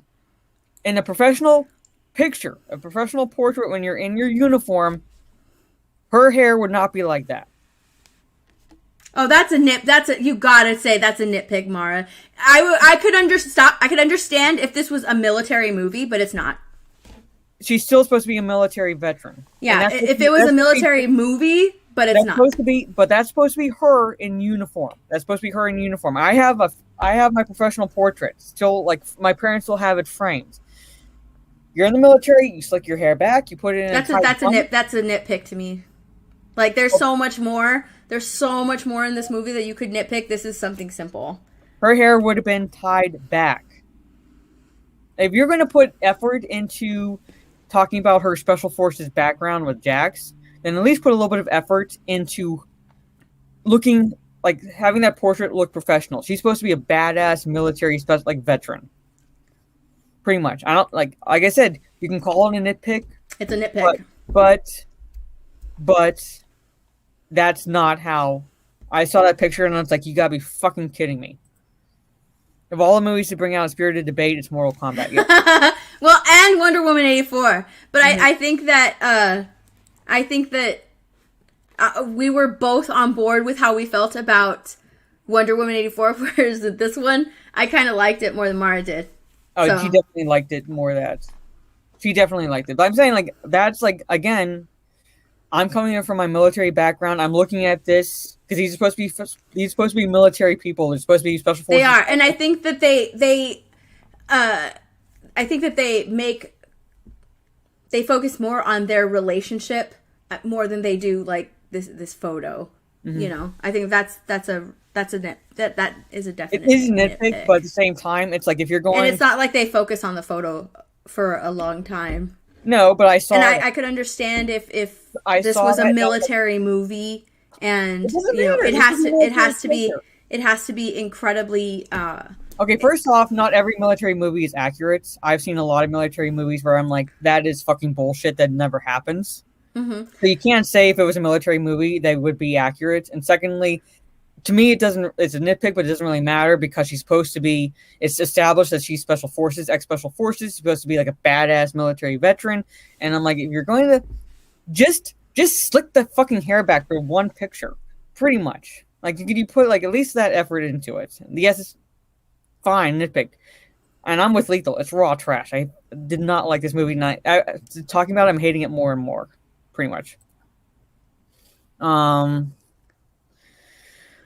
But yeah, so basically, I didn't think it was raw trash. I think that there's fun to be had in the movie. And she conveniently has Kano, who doesn't even have a mark yet at this point.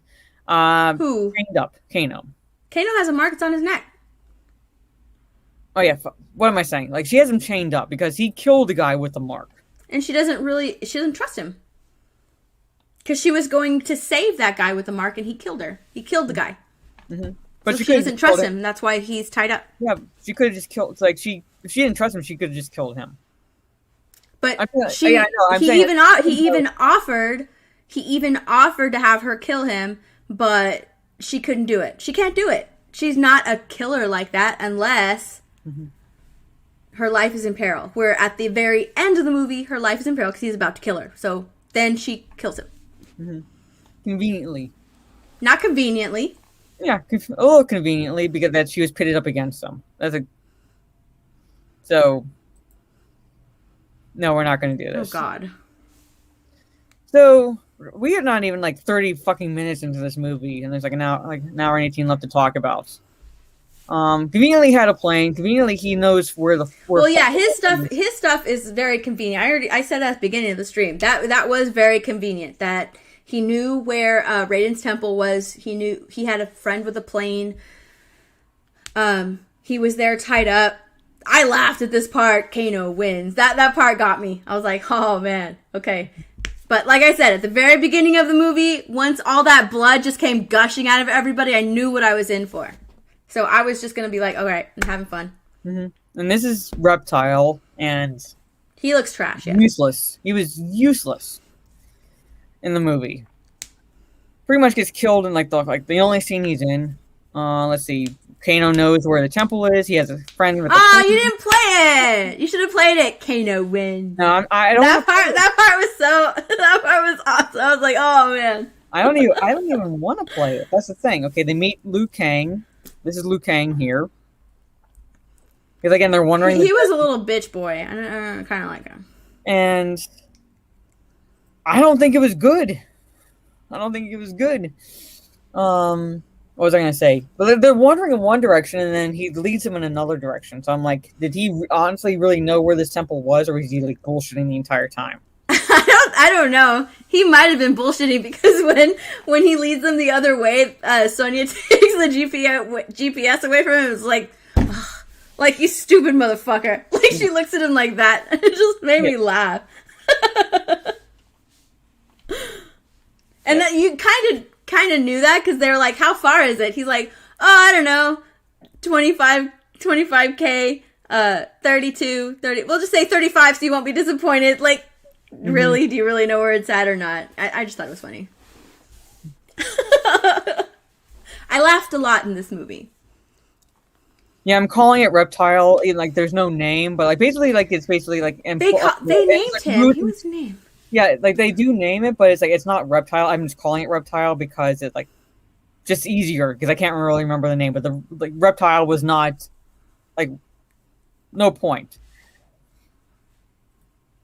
So, like Mara was saying earlier, did Kano get lucky killing someone with the mark? Would the other person be a better fighter face to face than Kano? Yeah, like we don't know because we don't really know who they were tracking. We just know that he was somebody with a mark, but Sonya was tracking him, and he was like on Kano's list to assassinate or something like that because he was like what was he? Was he like an assassin? I can't remember what they said. He was, but they were both kind of tracking the same person, and Kano got there first. So Kang leads them in the other direction to the temple. And let me see. So let me see. He's leading through the temple. Oh, hold on. I like Sonya's face when like they're walking through the temple because she's been doing all of the she's been like doing all the research and everything. I like her face. She's like, oh my god, this is real. Like I knew it. Kano grabs the amulet. There's Katana's fans. I didn't notice Katana's fans the first time I watched this. Like I was watching it like really, really, really late at night, so I didn't really notice it. But when I watched it the second time, I noticed Katana's fans after Lethal said it this morning. I was like, I didn't notice her fans, but now I was actually looking for them. So yeah, I saw them in the background. I like playing Katana too, as Katana. Trying to get to. So Shang Tsung with Melina. I like what he says. What's his name? What Raiden says when Liu Kang brings them to him. He's like, this is Lord Raiden. He gets on his knees and he stands up and he's like, this is it. This is who you brought me. I like what he says and how he knocks down Kano. Because he's like, what do you got for me, Gandalf? What's my fortune cookie? He like knocks him on his ass. And he's like, you're arrogant. I like that part. Yeah. Like Kano plays with the amulet. If Kano did get lucky, it would have shown how broken the mark idea was and not explain it makes it feel worse. Yeah, they didn't really explain it very well. The only thing that they explained was like Cole's kind of. They only explained it was very like a general explanation. They should have explained it a little better. And then I did like Kung Lao's entrance where he stood up or not stood up, like he jumped out of nowhere and caught his hat. So, I liked his entrance. His entrance was pretty cool. The fatality was like my favorite part. For me, it got ruined when he said flawless victory. I laughed at that part too. Flawless victory. So basically, Shang Tsung with like Sub-Zero and Melina they're still in the process of trying to cheat. They come to Raiden's temple. Raiden doesn't have it, and he puts up this force field. Yeah, pretty much to protect the fighters while they're trying to find their Arcana, as it's called. So. Yeah, here is the blade. See, or here's the fan. That's Melina's fan, or one of her fans. So they have to find their Arcana. Sonya can't do anything because she doesn't have a mark. I liked that, but I didn't like that. I didn't like that because she's an original Mortal Kombat character. She should have had a mark. Mm-hmm. But at the same time, it kind of gave her like a little bit of like an arc in the movie where she kind of like she didn't necessarily have to earn the mark because all she did was kill Kano, but she had a little bit of an arc in the movie, and I do like how like I said, I like their relationship. Mm-hmm. So like basically they find Jax there, and the monks at the temple are trying to figure out how to repair his arms or like getting new arms essentially. It could have broken the video game movie curse. It could have. I didn't really mind it, I didn't mind it. So Kung Lao, basically they're trying to get Cole and Kano to find their Arcana, and I'm just gonna skip forward so we can start wrapping it up in short order. All of the Arcana. Is it Arcana? It's Arcana. It's Arcana. Okay. Yeah. So they explained it how that's true. Uche, Sonic already did that. They explained it to where all of the great fighters found their Arcana in this fighting pit. Which later on, that still didn't happen because Kano found his over dinner. Yeah, a good shot of him it's coming out of his because they wouldn't give him an egg roll. Yeah. Right here, right there.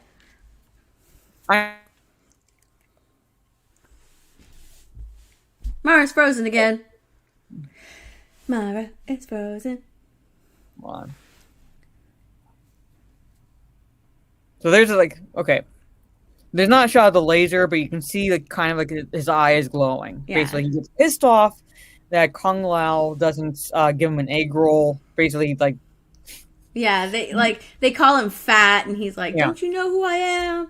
Yeah. So they and that's how he finds they're doing it all on purpose too, because they tell each other I got this one, and they start making fun of him and talking back to him. Because he's this big mouth. And so they start being mouthy back to him. And he's just like, don't you know who I am? They get him really mad. And they harness his angry Arcana. And that's how he has that eye. Yes, it should have been a cyborg eye. And Queasy says, I think it would have been cool just to start off Mortal Kombat with the Scorpion Sub-Zero movie background. So later down the line, their beef is more emphasized. Yes. That's the best part of this whole movie is the first 10 minutes. So basically, this is where Kano finds his Arcana, which is a laser just coming out of his eye. Then I'm trying to find where Shang Tsung is talking to Cabal and Reiko. Oh, this is Natara, who's also kind of useless in this movie. Let me see if I can get a good shot of her. She's barely in it. Might have to play this damn movie. Hold on.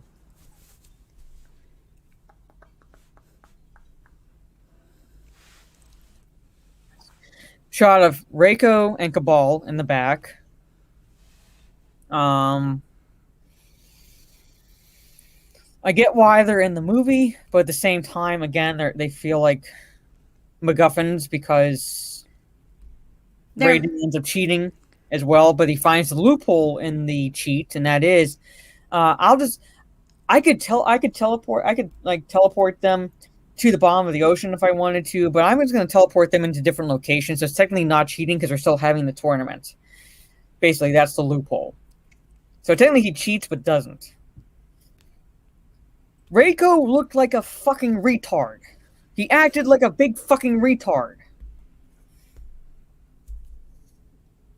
I'm not going to say that, Soulshade.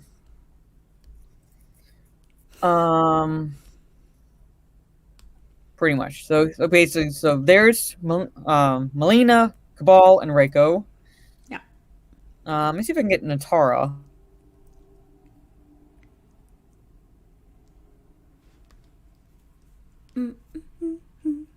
There she is. I couldn't get a shot. I was trying to get a nice still shot of her. So she, again, barely in the movie, and she's the one killed by Kung Lao. Yeah. Best fatality in the entire movie. But again, I like a lot of this is it's just pure plot convenience. Why did Cabal sound like a mobster? I don't know. I don't know.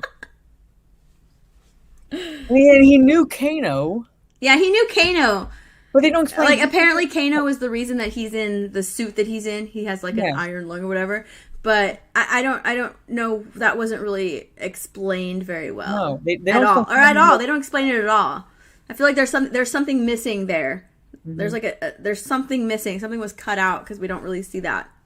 Yeah, so Cabal wants to go after Kano. Reiko looks like a big retard.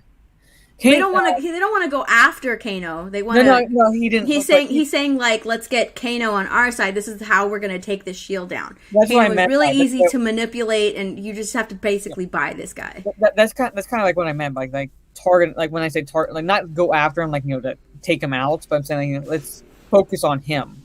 So basically, Cabal comes and like say like like what, like $3 million, like that's it. Like you could make this place a casino essentially. You could, like we can give you more. Just like join our side.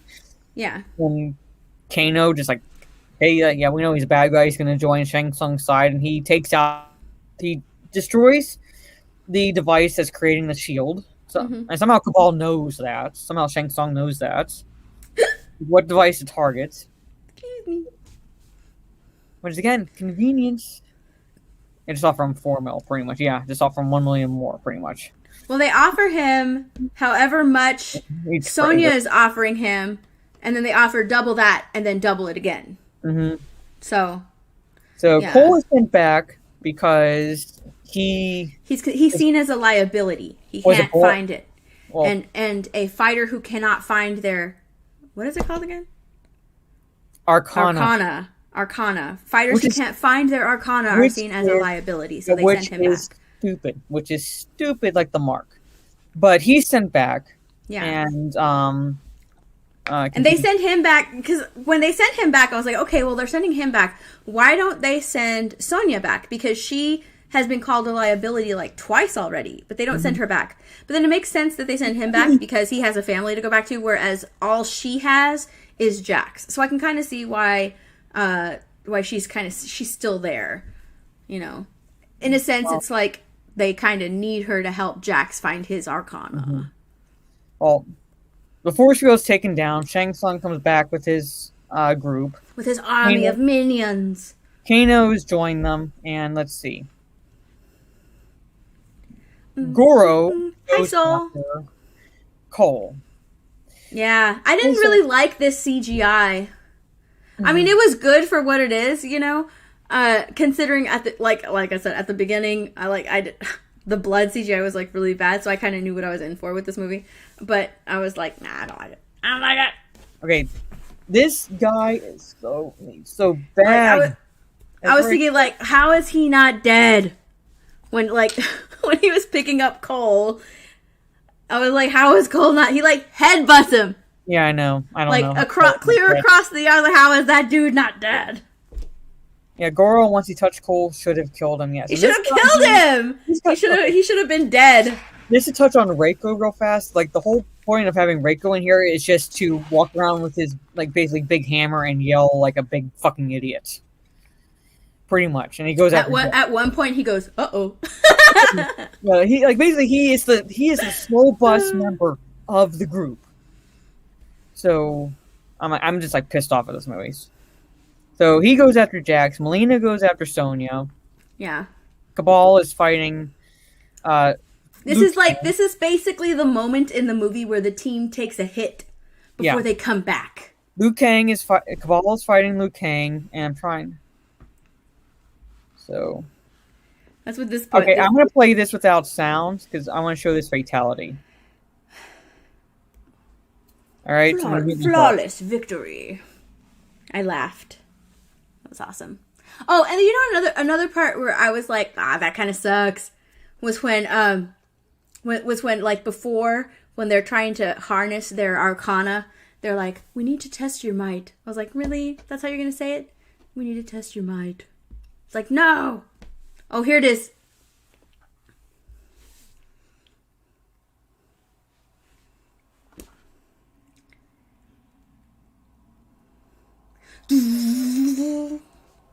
That's dope. Look at his face.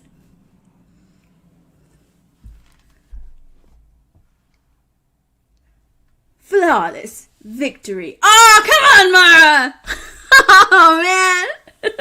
I don't want to play with sound, but you saw that's what he said. Basically. So that was like the one good part. That part was cool. And I like the part. I like the soul sucking part. You can't say that part wasn't cool. No, I'm saying I'm talking of the fights. Like where you actually see a fatality. actually see a fatality like from the game. Yeah, that was cool. Up until he says flawless victory, because that was really. Oh, come on. I laughed at that part. You gotta say it's so cringe, but you gotta laugh. You gotta laugh. I laughed. Every time they said something from the game, I laughed. I was like, oh man, that's dope. Look at this part. I will tear out your spine. He should have been dead. He should have been dead. Yeah. Should have been dead, like, the whole time he was fighting him. I'm trying to find, when he gets okay. I didn't like that Kung Lao died. I was like, oh come on, he was cool. I did not like that dope. either. There was a shot in here. Why you kill him? There's a shot in here. I'm sorry, I'm trying to find it. Oh look, he found his chi. Where it's like really bad CGI. He harnessed his chi. A lot of this fight right here was bad CGI. Look, see, he's bending down before he punches. It was like around this part in the movie where you can see like, oh yeah, it's really choreographed. It's like he either went too soon. He just went too soon. And yes, there's the Wakanda. It was this shot. This armor. shot here. Look how fucking bad that CGI is. Oh, really? I like that shot. No. Oh man, me and Mara do not agree on this movie at all. I actually like this shot. This is the only shot of their fight that I actually like. The shot itself is fine, but look at how Cole looks in that shot. That is like, obviously, he's not there. So obvious he's not there in that shot. Yeah, but at least he's looking up, like... No, I'm saying... At least his eyesight. He has, like, the right eyesight. You know, his line of sight is correct. So obviously CGI. I know, so obviously CGI. Well, duh. That both of them are CGI. Hell. Both of them. Both of them are so. I don't think both of them are CGI'd in there. Yes, Cole is fucking CGI. Maybe Cole's armor is CGI, but I think he's really standing there. Cole was CGI'd there. He looks so. I don't know. CGI'd. I don't think he's CGI'd there. Yeah. I think he's standing there, but his armor is CGI. No, he is CGI'd in that scene. I don't think so. I don't think he is. That shot. I don't think so. I don't think he is. I don't see why there. I don't see a reason why they would need to CGI the actor there. Well, I'm trying to find it.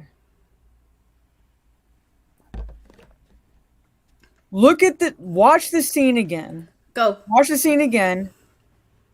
He's not there. He's not there.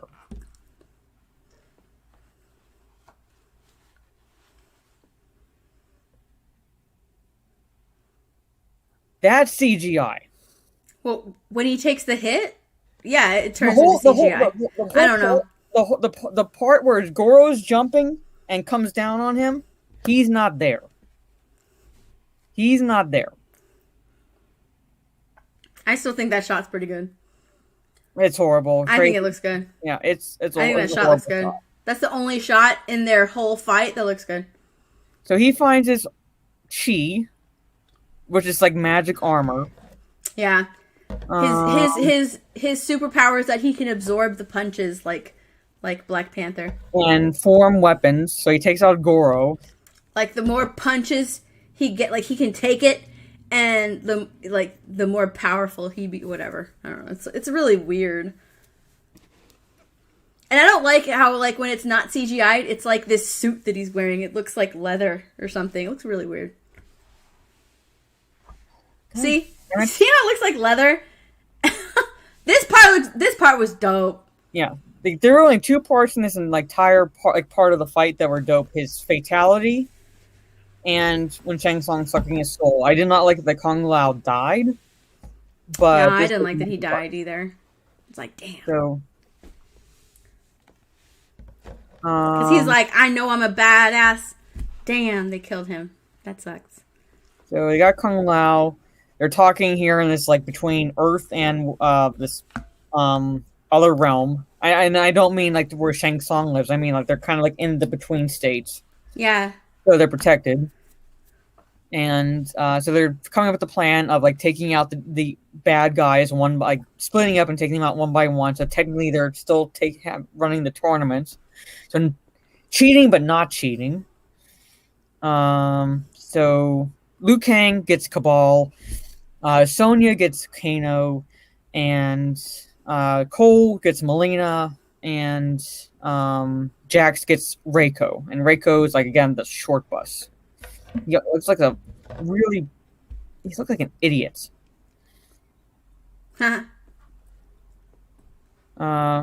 So Sonya gets, so basically, and like they take out each one separately until they like kind of like have to. I'm trying to find a good shot. Liu Kang takes out Kano, and Sonya Liu Kang doesn't take out no, Kano. no, Liu Kang takes out Cabal. Yeah, I like the way Liu Kang took out Cabal. At the end, he's like fatality because he had that. Yeah, that looked really good. That was really cool. We're gonna get a shot of like fatality for Kung Lao. I love that when he said that. That was cool. So this is how he takes out Cabal. Yeah, that looks really dope. Reiko's taken out easily by Jax. Sonya takes because Jax finally harnessed his chi. He harnessed his chi because they established their relationship with Sonya, and they pretty much only have each other, and like she was his motivation to harness his whatever it's called. I can't remember again. Arcada. I don't remember what it's called. But, he was his motivation. Like, he had to pull that rock off of her. It's supposed to be a tournament, but it's like, we gotta start wrapping this up. It's like 10 minutes. I feel like it's like a prequel. This is like a prequel movie to the Mortal Kombat movie. That's how I'm looking at it. It's like a prequel. It's not supposed to be a prequel. That's the thing. It's supposed to be the start of a trilogy. And it's supposed to just like see the tournament, and we don't see the tournament. I can say the same. No, I'm not gonna say it. Never mind. Kills I'm not gonna say it. Garden Gnome. Liu Kang kills Cabal, Jax kills Reiko, and then Sonya comes in, somehow figures out her arcana easily. Yeah, but see, that was also, too, kind of, I don't think it was explained, but when Liu Kang was telling Cole his backstory, because Cole asks him how he found his arcana, he said that, like, he took the mark from someone else, and, like, right as he killed him, because he was motivated to kill that guy. As he killed them, when he killed them, he had the mark, and he had his arcana. He found his arcana. Mm-hmm. So I think that's what Sonya did, because she hated Kano so much. So that I don't know. Because it was said in the movie that Kung Lao did get his arcana. I feel like that's wrong. I don't know why. It is said in the movie when he's explaining how he found his, that he had his right as he got his mark. Mm-hmm. Hey, Steven. And as well, it looks like we're going to get a trilogy no matter if we want it or not. And I know the odds. I think one of the actors signed on. Someone told me that one of the actors, I don't know which one, signed on for like 4 movies. I don't know which one though. He signed on for 4 movies. So I don't know, but this is like where the only time we see Melina's teeth, and she's they look dope when she's like see her teeth and her mouth like just opens up. That looked dope. Then she's taken out by Sonya, and then here. Oh wait, hold on! Don't you already skipped. Okay, never mind. Well, what? I was gonna say show her hole with her spine. It looks so cool. Show her hole with her spinal cord. That looked dope. I'm trying. There it is! Look at that! That looks dope. Come on. That looks dope. I mean, the special effects are pretty dope, but the movie itself was shit. Anyway, Sub-Zero goes after Cole's family. And this is like, again, Rhino brings up the point where it's like, Bihan's whole purpose is to take out Hanzo's bloodline, and he keeps Cole's family alive. It does not make any sense. When he was willing to kill Hanzo's literal wife and child at the beginning of the movie, why would he keep Cole's family alive to even... You could, like... It doesn't even matter if he wanted to draw him in or not. It's because Hanzo came running as soon as he heard his wife scream. And his wife and child were dead by the time Hanzo got there. So it's, why did he even bother keeping Cole's family alive? then like it doesn't make any sense. That's the thing. It doesn't make any sense compared to what he did at the beginning of the film. He did, but the family was dead by the time Hanzo got there. So all of Sub-Zero had to do is to get the wife to scream. Cole comes running. Oh, they're dead. His whole fucking point is to take out Hanzo's line. He wants that bloodline to be obliterated, and yet he he also killed the clan as well. I'm saying that's the whole point. Anything tied to Hanzo, he wants to fucking kill. So why does he keep Cole's family alive but kills Hanzo's wife and child?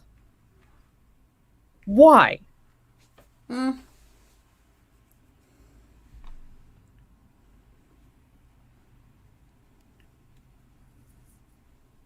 don't know. Even then, once he found out, all he had to do was kill them. That's all he had to do. Because that's his whole point in the entirety of the fucking film was to take out Hanzo's bloodline. That's not his whole point in the whole movie. I'm saying, like, that's his motivation. That's not his whole motivation in the movie either. No.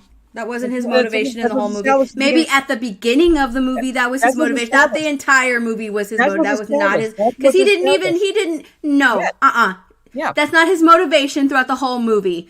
He took out Hanzo at the beginning. He didn't even know that Cole was a descendant of Hanzo. So you can't say that was his whole motivation throughout the whole movie. Shut up. 1 second. The whole point was that he wanted to take out the entirety of Hanzo's clan. Their clans were more... And he thought he succeeded at the beginning of the movie. So you can't say that was his whole motivation throughout this movie. No. Yeah. You can't say that at all. No way. Once he found out... Yeah, but you're saying that that's his whole motivation throughout the movie. Why did he go after Cole's family? Because he found out because Raiden... Why? Because Raiden told him towards the end of the fucking movie that you didn't succeed at what you thought you succeeded at the end of the movie. That's not his motivation throughout the whole movie. He doesn't even know that Cole... He doesn't even... Because they have a mark, Mara! Because he's going after people with a mark! He doesn't know that this is a descendant! He did! Look! No, he did not! He did not know! He found... Yes, he did. He found out at the fucking end of the movie! You need to rewatch the movie again, because clearly you missed it. You need to rewatch the movie. Rewatch the movie. You missed it. You missed it. Yeah. If he didn't know, why the fuck did he go after the family? At that point, it doesn't fucking matter because that's when he found out. That's why he went after the family, because that's when he found out. Sucks. This movie fucking sucks. That's when he found out. It makes perfect fucking sense that's why. Yes, it does. It makes perfect fucking sense that's why he went after the family. It makes earlier in the movie. You're like, they left his family earlier in the movie. Yes. He found out in the third act. That's the final fucking act. Why do you think that Cole fucking felt comfortable with leaving his family in the fucking cabin? Because they weren't going after his family. They were going after fighters with the mark. Steph, listen to me. He fucking found out, and he went after the family to lure Cole. When they were splitting up and going after each individual, because Raiden told them, because Raiden told him. Let me finish. Let me fucking finish. Yes, I muted you. I muted you. If he wanted to just go after people with the mark at that point, he would have stuck with the group, like the fighters. Why? Like why didn't Raiden teleport him somewhere? Why didn't he? Because he was one of the group of fighters. He went after Cole's family. To lure Cole.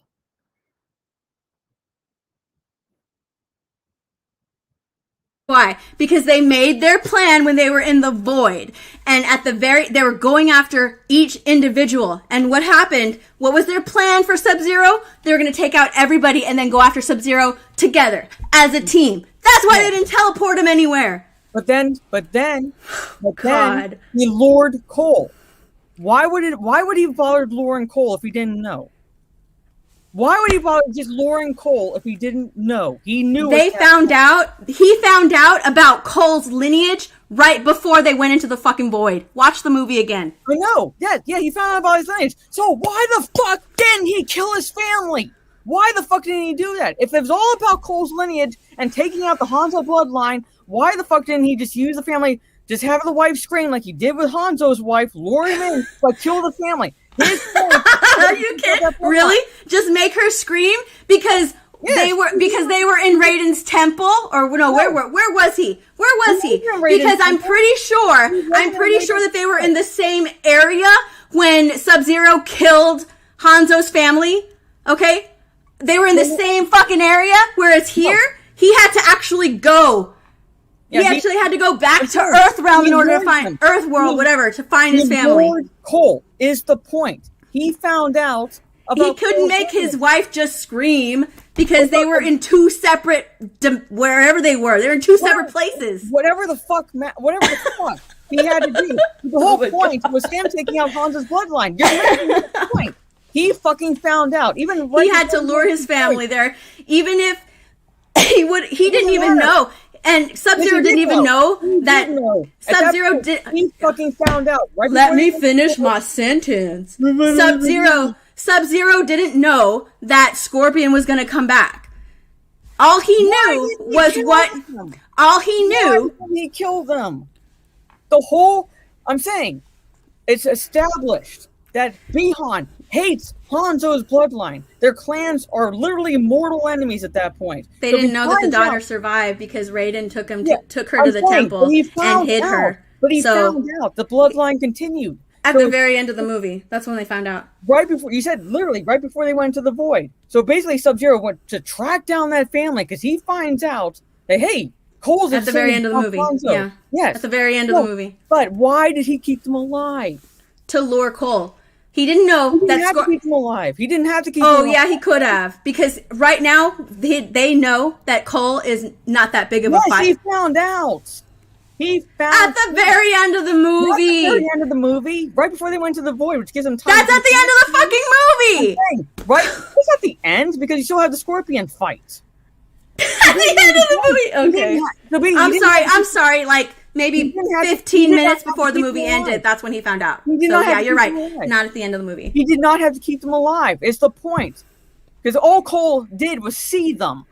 And they could have been dead at that point, too. Yes. Why didn't he fucking kill them? He doesn't know if they're alive or not, because all he sees is that they're frozen. Yeah. All he sees is that they're frozen. But and Sub-Zero could pretty much kick his ass. The only reason Sub-Zero died was because Scorpion came back, and so they teamed up. But Sub-Zero didn't know that. Sub-Zero, in his mind, could have easily taken out Cole and then just killed his daughter, killed his wife and daughter. No, which was probably in his mind. Like, yeah, I'm probably going to do that. Let me just kill this dude first, and then I'll take out his family. Then why didn't he do that with Hanzo?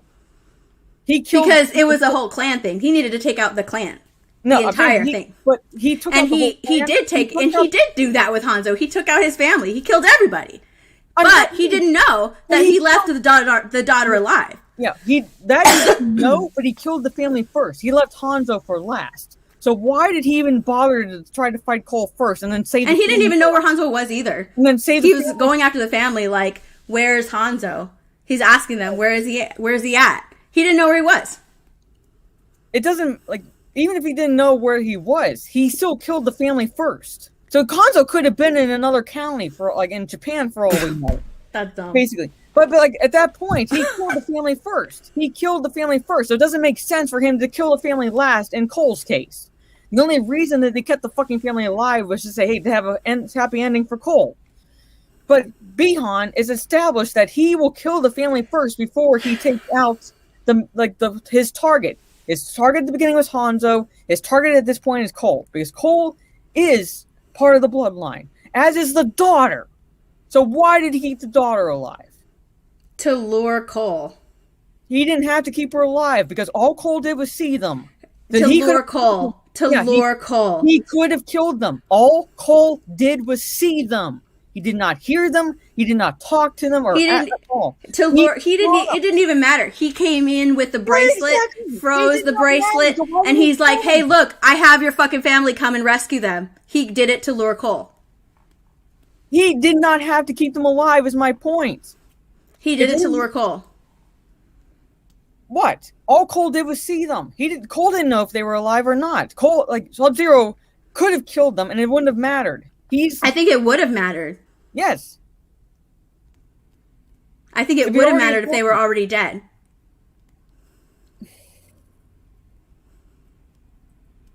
You'd already lured them. Yeah. Hold on. He could have said they were alive. He wouldn't know. He wouldn't know. He could have lied. He could have. I'm saying it doesn't make any sense. It doesn't make any sense if Bihan Sub-Zero's his own purpose in the movie, not Shang Tsung's. He's acting on Shang Tsung's orders when he's going after people with the mark. His own purpose in the movie, Bihan's purpose is to take out the Hanzo's bloodline. Their clans are mortal enemies. That was his purpose at the beginning of the movie, and then he starts helping take out people with the mark. Okay, I'm saying that's Shang Tsung's mission. I'm not fucking talking about Shang Tsung. Bihan, his own motivation is to destroy the Hanzo clan. He finds out Cole is a descendant of the clan. He goes after the wife and child, basically. So, if the child is his Cole's child, therefore a descendant of the Hanzo bloodline, it does not make sense for Sub-Zero to keep her alive. He could have killed them because all Cole I still think that you are absolutely 100% wrong that was his whole motivation throughout the movie. Because as far as he was concerned, he succeeded at the beginning of the movie. And he didn't find out about Cole until like maybe 20 minutes before the movie ended. So that's not his whole motivation. No, absolutely not. No reason to keep them alive. No fucking reason to keep them alive. Once he found out that it was to lure them. It was to lure them. He didn't have to keep them alive. I think that Sub-Zero did an excellent job of, showing people how incredibly powerful he was, and I think that Sub-Zero pretty much figured that I can easily take out this fighter, his family. There you go. Here you go, Seth. He kept bringing up the prophecy throughout the movie. What was the prophecy? Who did? Sub-Zero, Raiden. That prophecy was brought up the entirety of the film, and the prophecy revolved around Hanzo, Scorpion. So, he did it for plot, pretty much. He did it for plot. So, I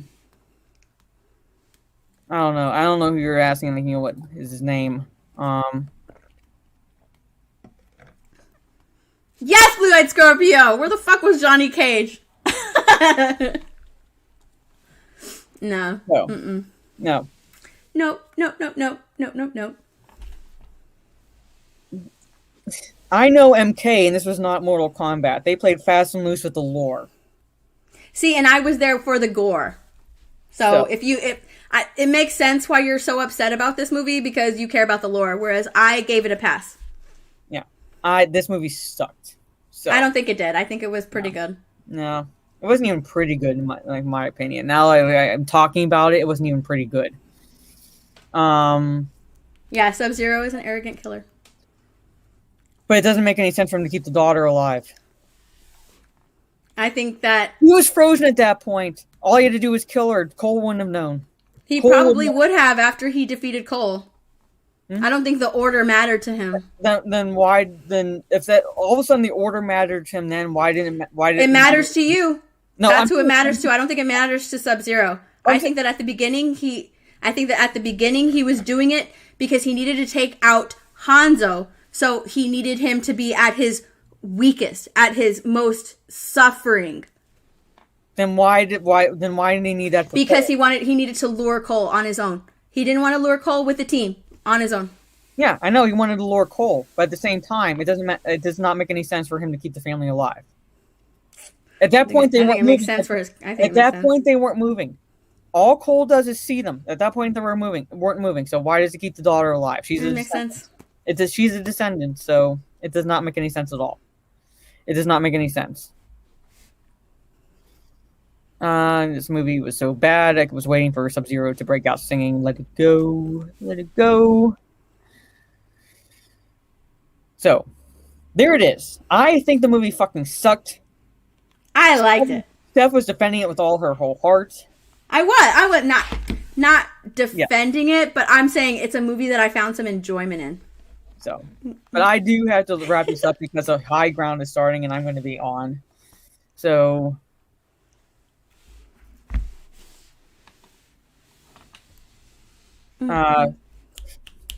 it's not a pointless argument because it does not make any sense to how Sub-Zero is established as a character. I said it was a 6 out of 10, Biggles. 6 out of 10. Yeah. I'm the 5 out of 10. Yeah. But okay, on that note, I'm going to stop sharing my screen. There it is. I fucking hated the movie. I gave it a 5 out of 10, and that's being generous in my opinion. I enjoyed it. It made me laugh and smile. So, there it is. Trey gives it a 4 out of 10. Let's see. No sense with the plot. I looked at it as like a prequel. Queasy was entertained at the end of the day. I want Uche. Yeah. More combat. No. So there it is. Okay. So wrapping up. That's not a D, Biggles. That's a solid like C. It's like a C. No, 6 out of 10 is a D. 7 out of 10 would be a C. I think it's a C. Well, then you're giving a 7 out of 10. Not 6.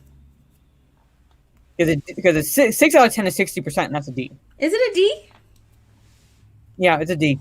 Oh. Yeah, C is like 70 to 79, so it'd be a 7 out of 10. So an F is just like anything that's what? 4 out of 10 below?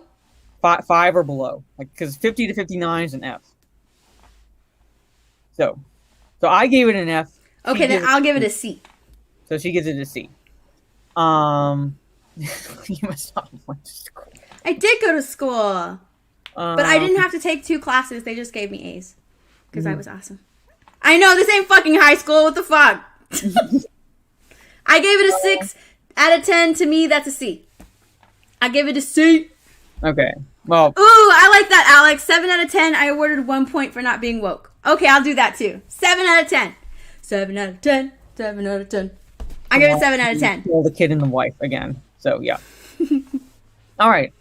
So, Steph, anything that you have coming up on your channel? On my channel? Not really. I don't have anything planned for it. I was so fucking pissed this week because I made 2 videos and I was so excited to put those 2 videos out, and my fucking computer system crashed. Like, I'm happy that my camera's working now because for a while it wasn't fucking working and I was fucking pissed. I was so mad. I was so fucking mad. Because I was like, yes, I'm going to get these videos out and put out content. And then I couldn't do it. I was so mad.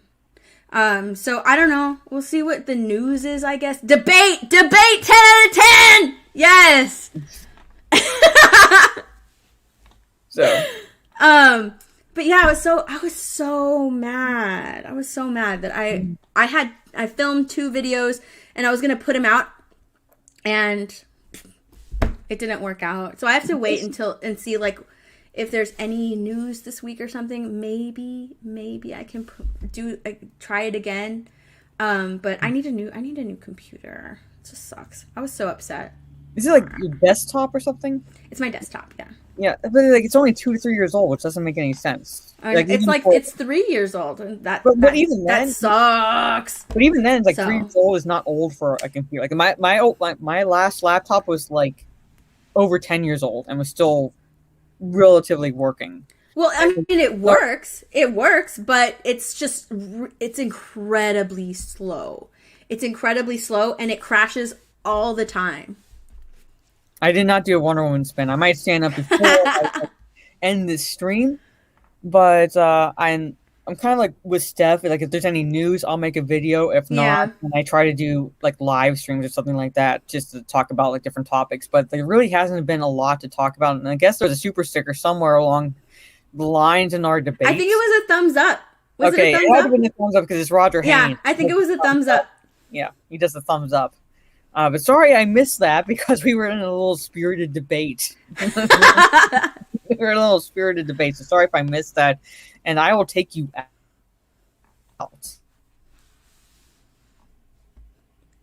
I will take you out. You froze. You have there, to say so- it again. You froze. It wasn't as powerful I will because you take you froze. out. I will take you out. I know strikes and pins and pressure points. So I don't know why it did not lose a Wi-Fi signal. I think it's just StreamYard is being a little bitch. But okay, on that note, no videos. I don't plan videos. Steph doesn't plan videos. It's whatever Yeah. news comes out. Try to do a live stream midweek or so. We'll see. But it depends on my schedule. Definitely going to try streaming on Twitch again next Friday, going back to Witcher 3. I will put a poll out on my, if you follow me on Twitter, I'll put a poll out saying, asking if you want me in the Aussie bikini top or the Wonder Woman one, which is what I'm wearing now and which I'll stand up for. Wait. Make yourself big. I will. But before I look at what our debate did to me. I started peeling my nail off. Well, my nail polish. That's what happens. Spirited. It was spirited. Yeah. Yeah, my teeth is beautiful. It worked. So there it is. No, you won't. No. I think Lethal likes Milkus too much. He won't do that. No. So on that note, I'll make myself big, and then I will sign off, and then because I gotta jump on to Geekblend stream. So we do this.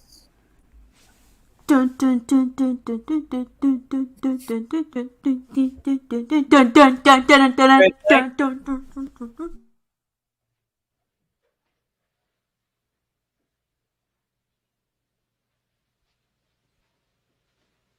You're still here? It's over. Go home.